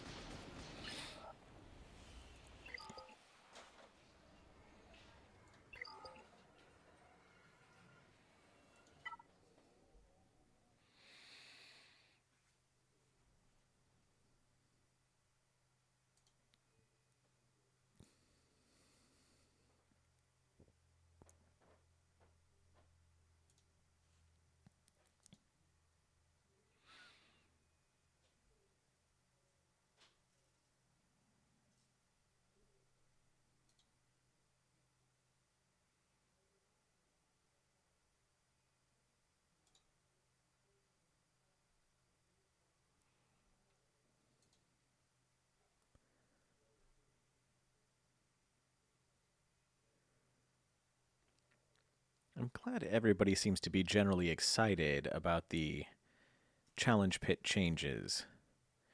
There's a few people who are really worried about how much more difficult it's going to be, but I think overall it's really going to be significantly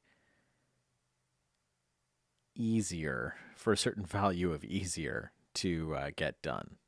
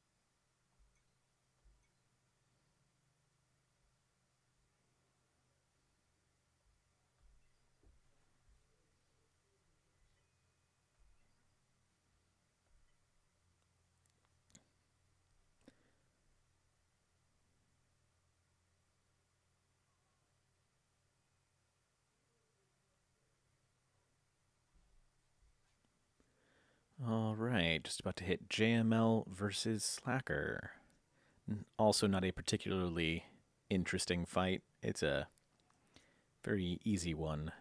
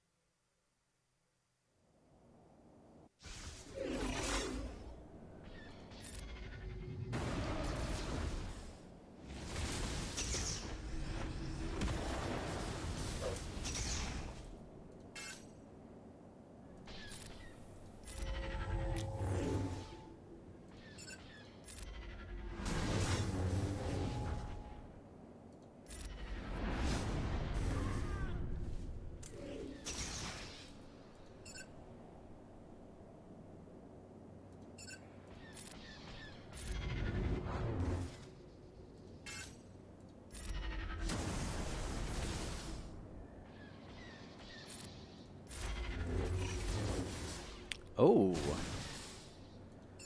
awesome. We will be going over that in just a moment.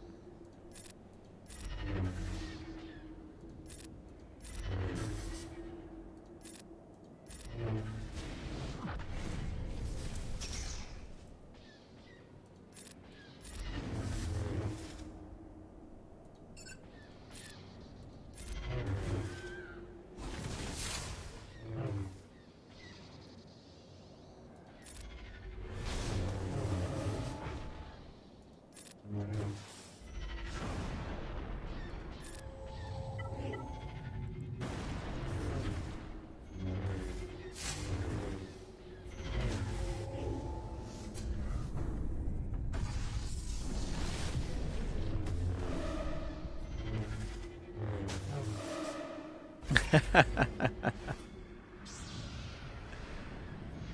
right, developer insights.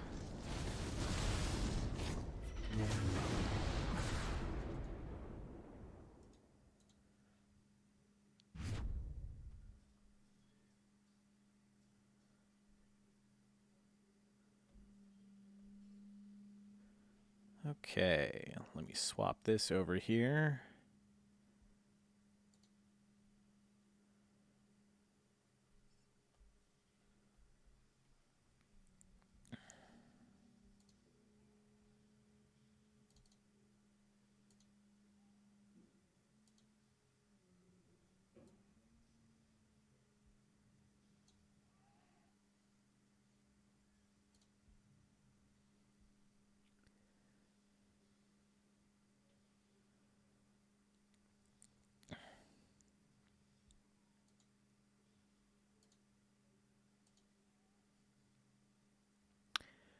Okay.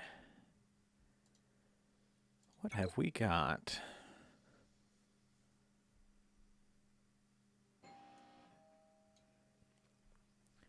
Let's see here.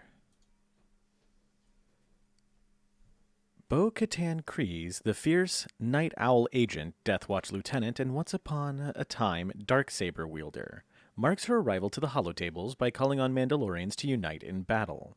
A firm believer in the martial history of Mandalore, Bo-Katan is usually well positioned to recruit allies to further her objectives and dispense of her enemies.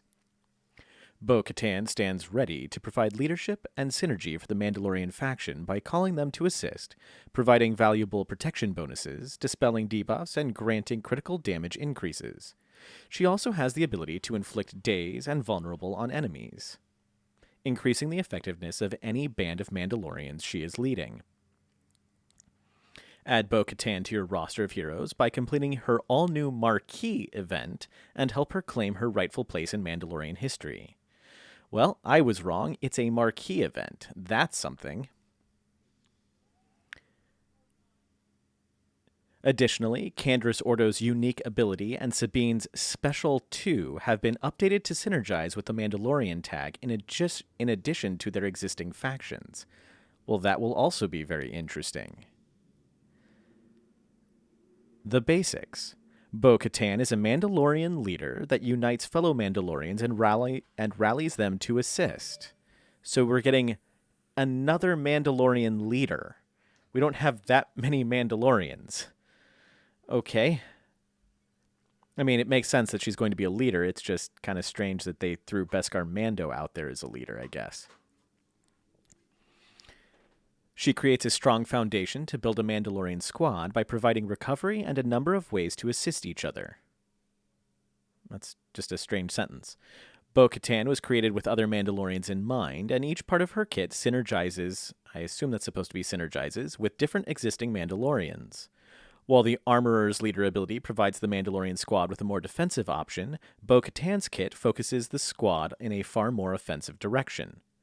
Each Mandalorian is granted ancestral armor, which dispels all debuffs, gain defense up. They needed an editor on this. Gains defense up, tenacity up, and taunt for 2 turns. This cooldown is not shared between units. So it's a granted ability? It seems a lot like Thrawn's granted ability. That's kind of interesting.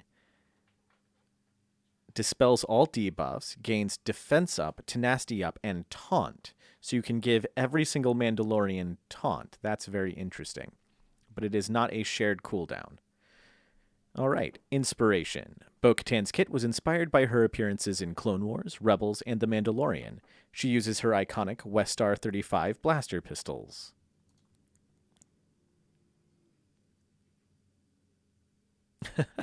Yeah, Gar Saxon. Yay.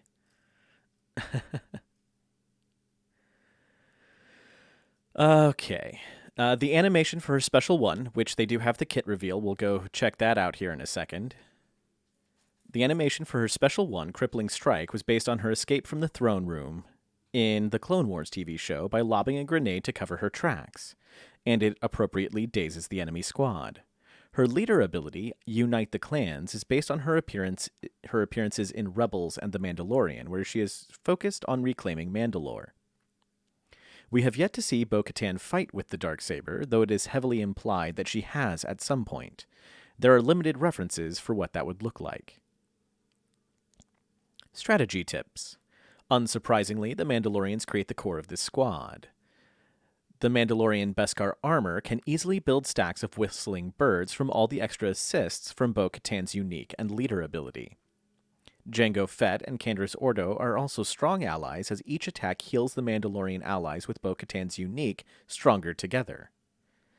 The Armorer can use her Mass Assist ability to provide a very strong heal to the entire squad while dealing a large amount of damage. The protection up from the Armorer's unique, Our Survival is Our Strength, scales with the additional max protection from Stronger Together. That's interesting, because normally protection up is based on max health and not max protection. So that would be a change from how it has been in the past. Bo-Katan herself is a strong damage dealer, particularly when called to assist, but you'll want to keep her alive, as a good amount of her effectiveness comes from Stronger Together healing Mandalorian allies. FAQ. The Mandalorian tag has been added to several abilities to help cement the synergies between these units.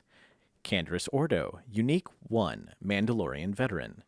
At the start of battle, Canderous gains 10% health steal and potency for each Old Republic, Mandalorian, and Scoundrel ally. Whenever Canderous deals damage to an enemy, he inflicts a damage over time effect for 2 turns. Okay, so 10% health steal and potency for each Old Republic, Mandalorian, and Scoundrel ally. Most Mandalorians and Old Republic share the Scoundrel ally, or the Scoundrel tag as well. That's makes that very interesting. So he'd gain double health steal and potency from a lot of them. All right, Sabine Wren, Special 2, Demolish. Deal physical damage to all enemies, stagger them for 2 turns, and expose target enemy for 2 turns. For each active Mandalorian and Phoenix ally, deal plus 15% more damage and expose a random enemy. Mandalorian and Phoenix allies gain critical chance up and offense up for 2 turns. If this attack scores a critical hit, reduce Sabine's cooldowns by 2. This attack can't be countered or evaded. Okay. When Bo-Katan uses her basic, practiced aim, she inflicts vulnerable for 1 turn if it's her turn. Otherwise, she deals 50% more damage if it's not her turn. The squad can no longer benefit from the recovery from Bo-Katan's unique Stronger Together if she is defeated. Okay, interesting. Let's check out this kit reveal.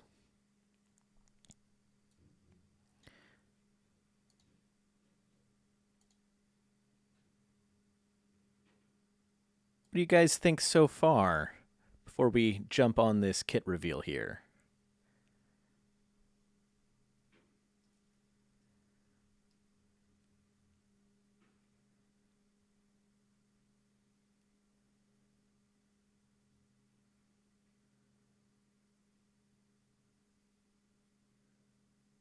Yeah, Django is all over the place. It's nice that it appears that Sabine might have a real home now.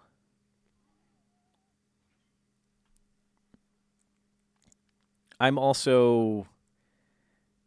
I find it slightly odd that she's a Marquis. I was really not expecting her to be a Marquis.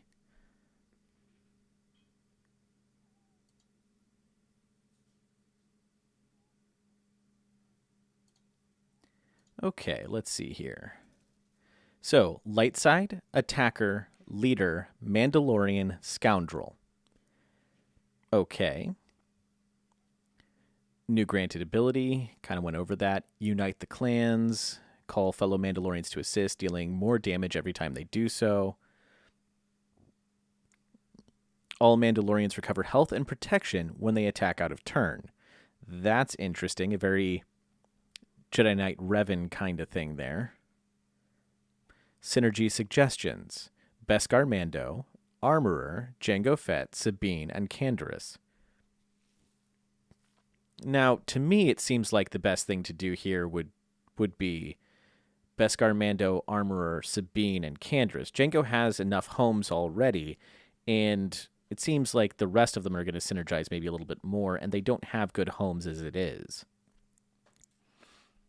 All right, let's take a look at these abilities.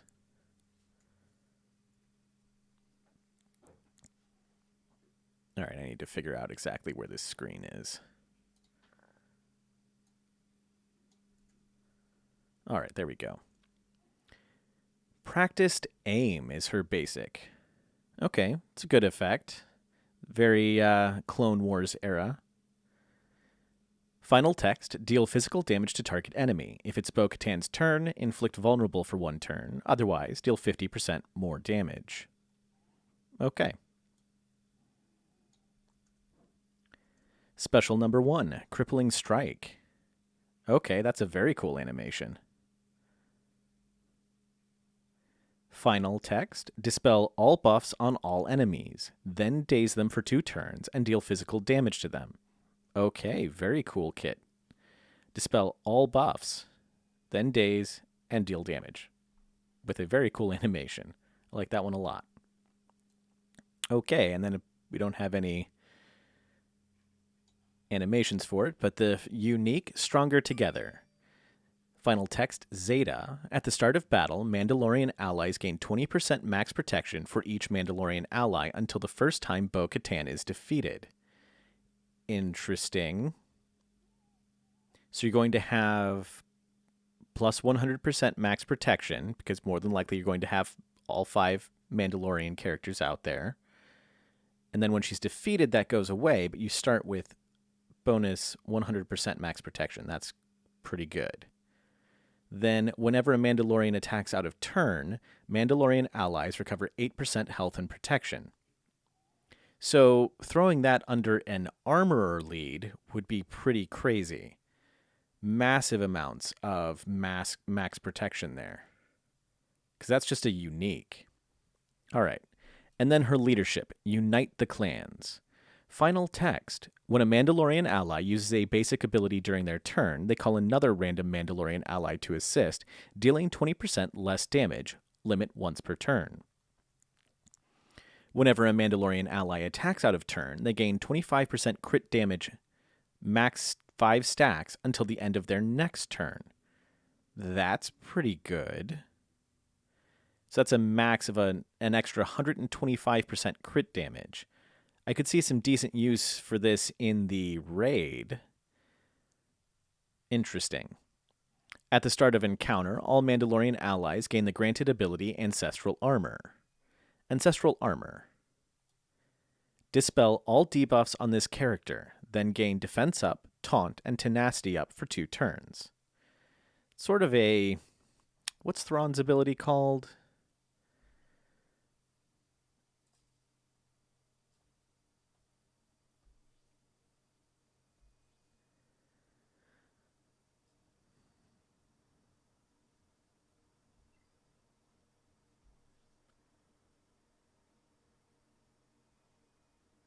Maneuver.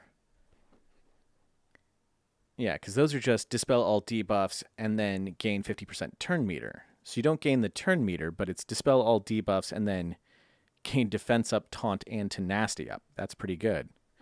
I'd rather have the turn meter, but still. Interesting.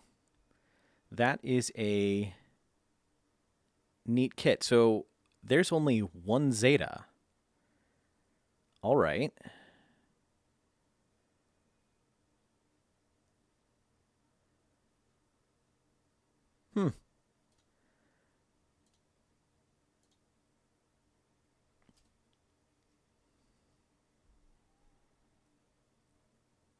I mean, it's got some JKR in it, too.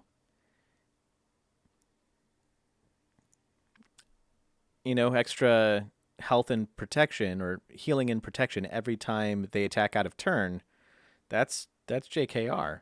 So that's a really interesting kit. Really going to have to play around with that a lot. I don't see... Yeah, there's a lot of interesting stuff you could do with that. It seems to me that Armorer lead might really be the way to go, though. Well, depending on what you're doing.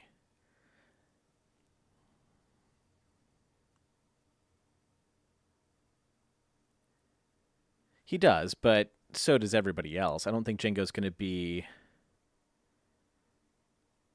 I don't think he's going to increase that so much over anybody else that can go with him, really. To increase whistling birds? You know, I don't remember.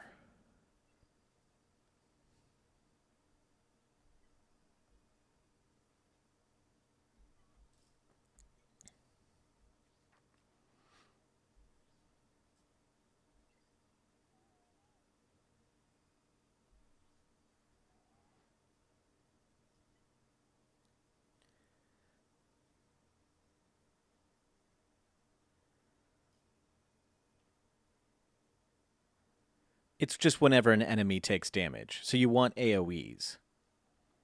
So Sabine's going to be very nice. Django would be very nice. Canderous would be very nice. It's really Armorer is the only one that's kind of weak on that. She doesn't have an AoE, but she does have a mass assist, which basically does the same thing. So, yeah, I think everybody's going to be just fine. Django would definitely be nice there, but I don't think he's going to really add anything. I mean, it'd be an extra attack out of turn when he's called to assist by, say, Armorer. But Canderous is going to attack in 2 to 3 times, so he's even better as far as that goes. Plus, he's got the AoE too. Sabine attacks twice, so plus the AoE. Yeah, really, Armor is only kind of the weak link there as far as that goes.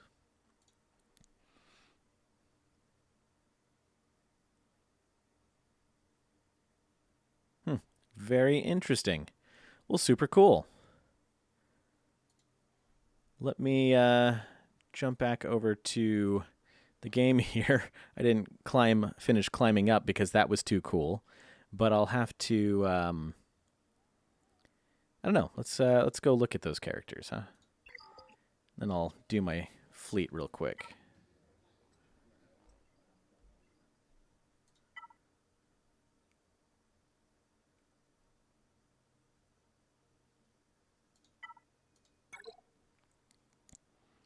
Okay. Gar Saxon. His basic 70% chance to inflict speed down. If the target already had speed down, reduces cooldowns. That's not great on a basic. So he also has an AoE. All damage to all enemies. Double damage to enemies with less than 50% turn meter. Enemies that had at least 50% turn meter lose 30% turn meter. It's not bad. We don't care about his leadership, which I forgot that Gar Saxon also has a leadership. Whenever another ally attacks during an enemy turn, Gar Saxon has a 100% chance to assist. Yeah, that could be helpful in a armorer lead, but that's about it. So, not a great kit. ISC. Deal physical damage to target enemy with a 70% chance to inflict offense down for 2 turns, and attack again if the target had less than 50% turn meter. So can get double attacks, but it's more situational. And then physical damage to target enemy, dispel all buffs on them, and inflict buff immunity for 2 turns. Not helpful in this squad for sure. And Imperial Super Commando has plus 65% counter chance and gains plus 15% offense for each enemy with no buffs. Also not helpful in this squad. So yeah, I wouldn't... I can't see a use for either of them in this squad at all. It wouldn't make a ton of sense. Especially when you've got enough characters that don't have another home already available. Yeah, it's not bad with the Dispel, but it's also not great. Especially compared to the other characters that really don't have another place to be. Alright, I need to avoid Ronin. His payout's right after mine. Let's go do this real quick. This'll do.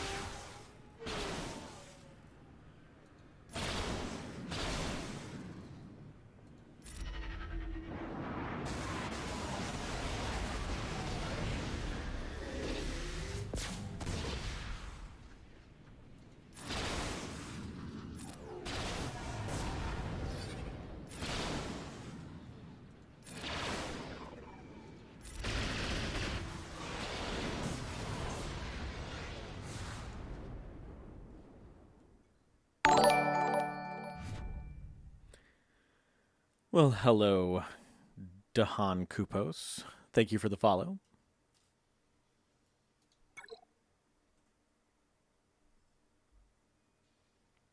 All right. And with that out of the way, man, yeah, I'm kind of excited. I really was not expecting Marquis out of that. And honestly, I think they maybe missed a little bit of an opportunity there. I really think Bo Katan, people might be more excited about it as a legendary. But hey, okay.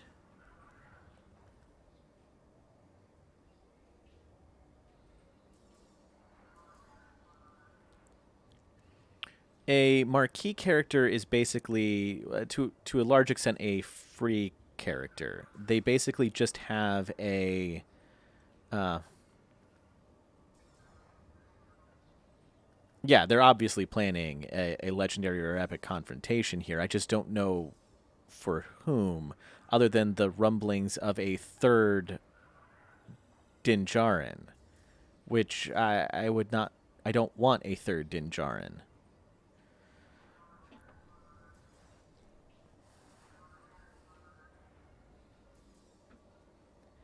Like it's. I mean, I guess, but we haven't gotten that far in the show. That's it's possible though. It would just be kind of weird.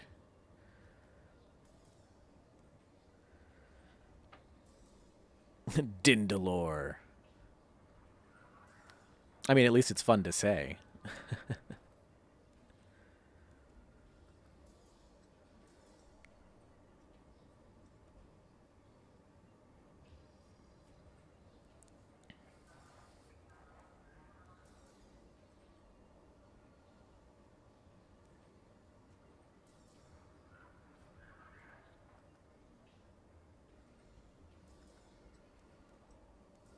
Yeah, I guess. I don't. I really hope it's not like an epic confrontation Mandalore or Mandalorian. I just, I don't know. We'll see. Yeah, legendary Baby Yoda. That would definitely be the thing.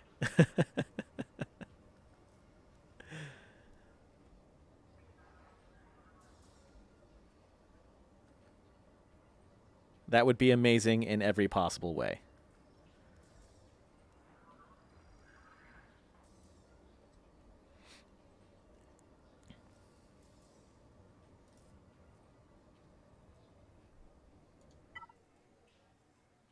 Yeah, I don't know. There's a lot of stuff.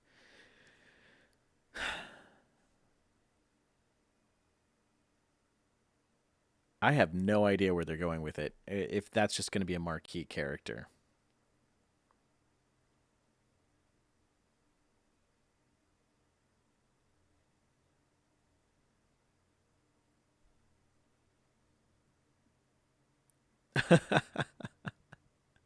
I like that.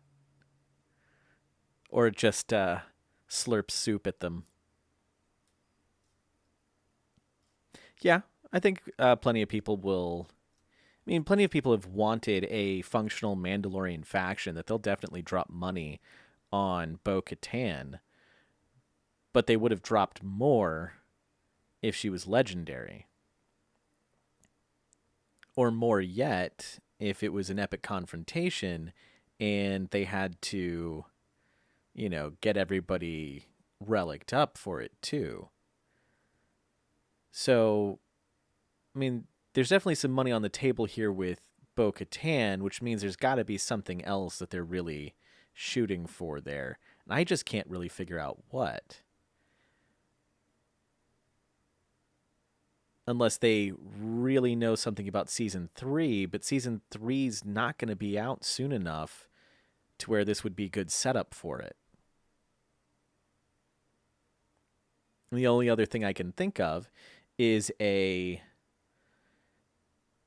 is that rumored third Mando, but I don't think they'd get nearly as much money, as much whaling on that as they would have on a Bo Katan epic confrontation.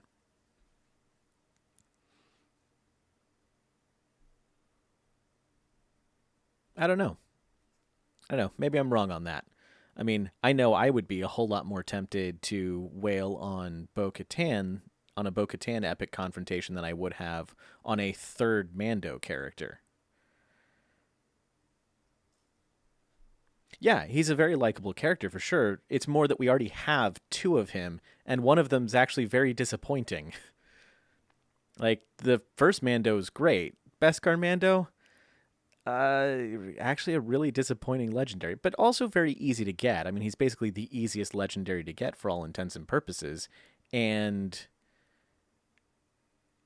just not really great.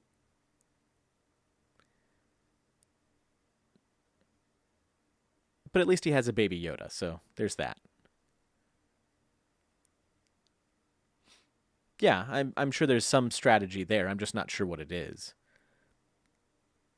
And we may just not know until it actually really gets revealed here. And I'm more wondering what it really is. We'll see.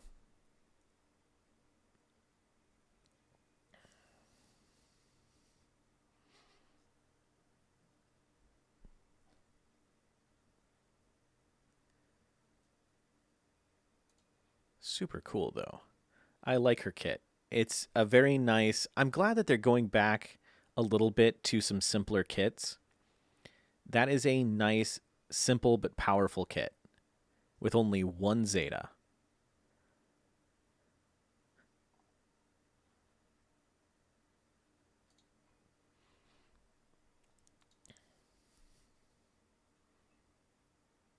Adding the Mandalorian synergy to Canderous and Sabine, also a very good move.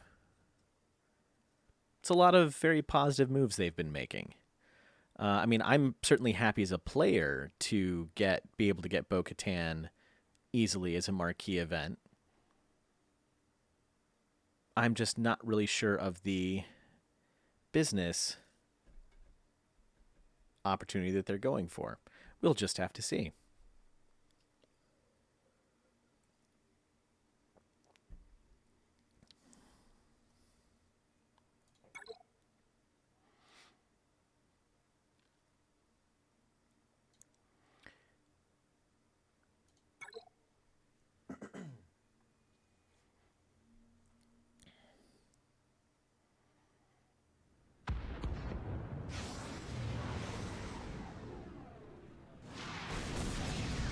Yeah, yeah.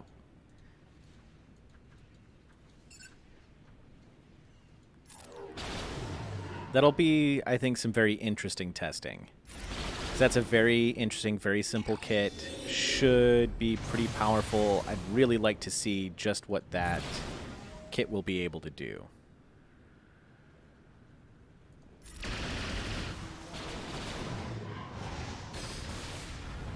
They sure are, Wrath.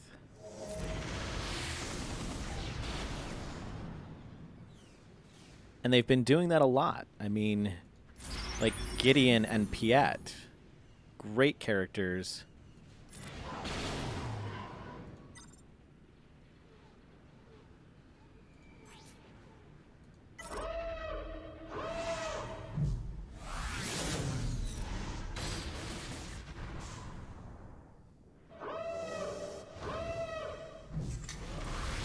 Nice.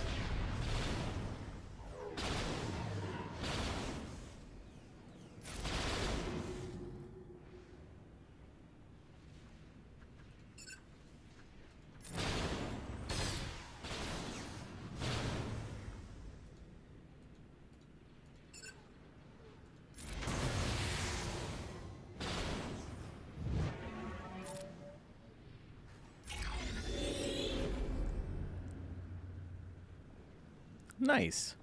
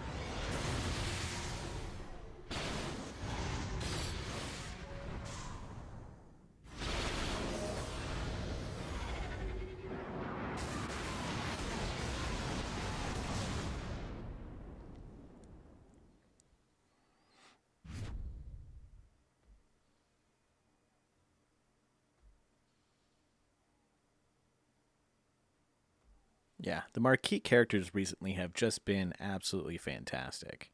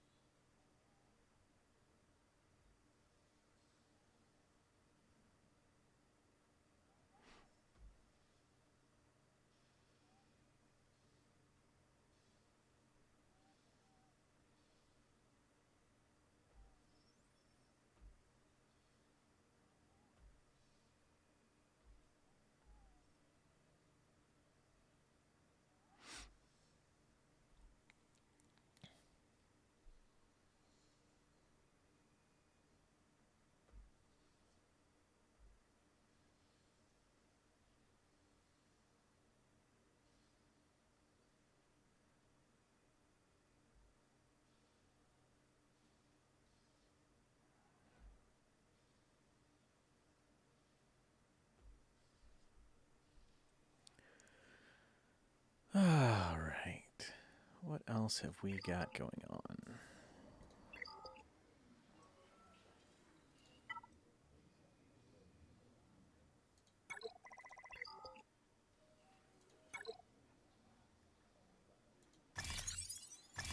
I'll have to clip that bit and get that exported over to YouTube for everybody else, too.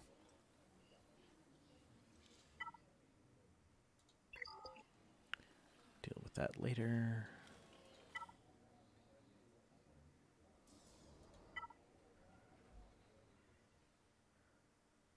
All right. But I think actually with that out of the way, I should take off because I do need to clip some stuff, get it over to YouTube, and then get my work on my next video as well, which I'm going to do a. I don't know. I'm thinking about it. Like I'd like to keep doing the RNNs, but they take a lot more time to produce as opposed to clipping that and sending it over there. Because otherwise it would take a few hours at least, as opposed to maybe 30 minutes. What do you think, Rain Man?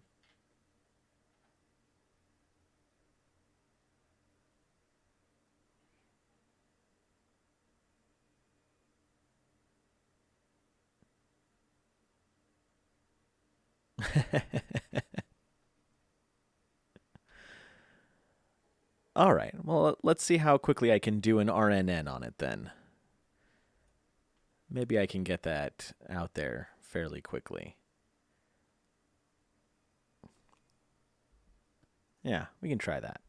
Well, in that case, then I really need to get going. So let's see about a quick raid here. See who else is doing anything fun. I don't see anybody. We've got the playbook. Taco Bell's quesalupa is back with its cheese-stuffed shell. But there's Doing- nothing worse than overhype. Yeah. Bo-Katan kit reactions and theory crafting. Yeah, let's go raid the playbook. He is also in my And the pyro. arena shard, So for don't those who hold don't on to know. your seats. We're just here to tell you.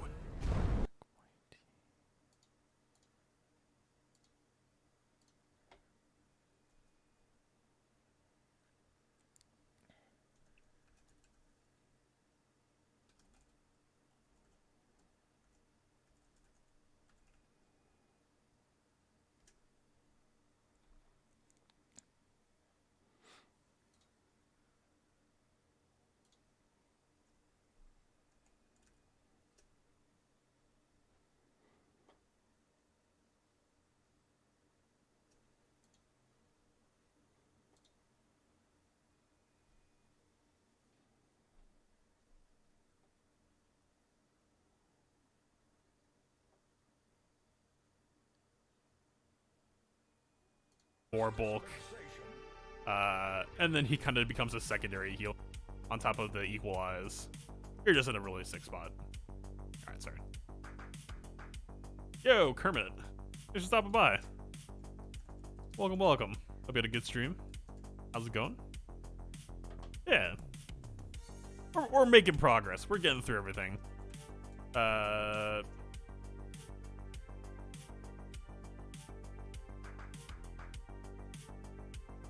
don't know. No, okay. For a second, I almost had a spicy take that GK lead here kind of must be a thing. I'm pretty sure the way that GK lead works, though, is factional heals don't work for GK lead because it's not written or seen as a team-wide heal. So we're almost living in a world where Clone Wars Kenobi was going to be kind of fun or interesting in a Mandalorian team, giving them extra out-of-turn attacks. I don't think that's it, though, unfortunately. That was almost going to be kind of fun.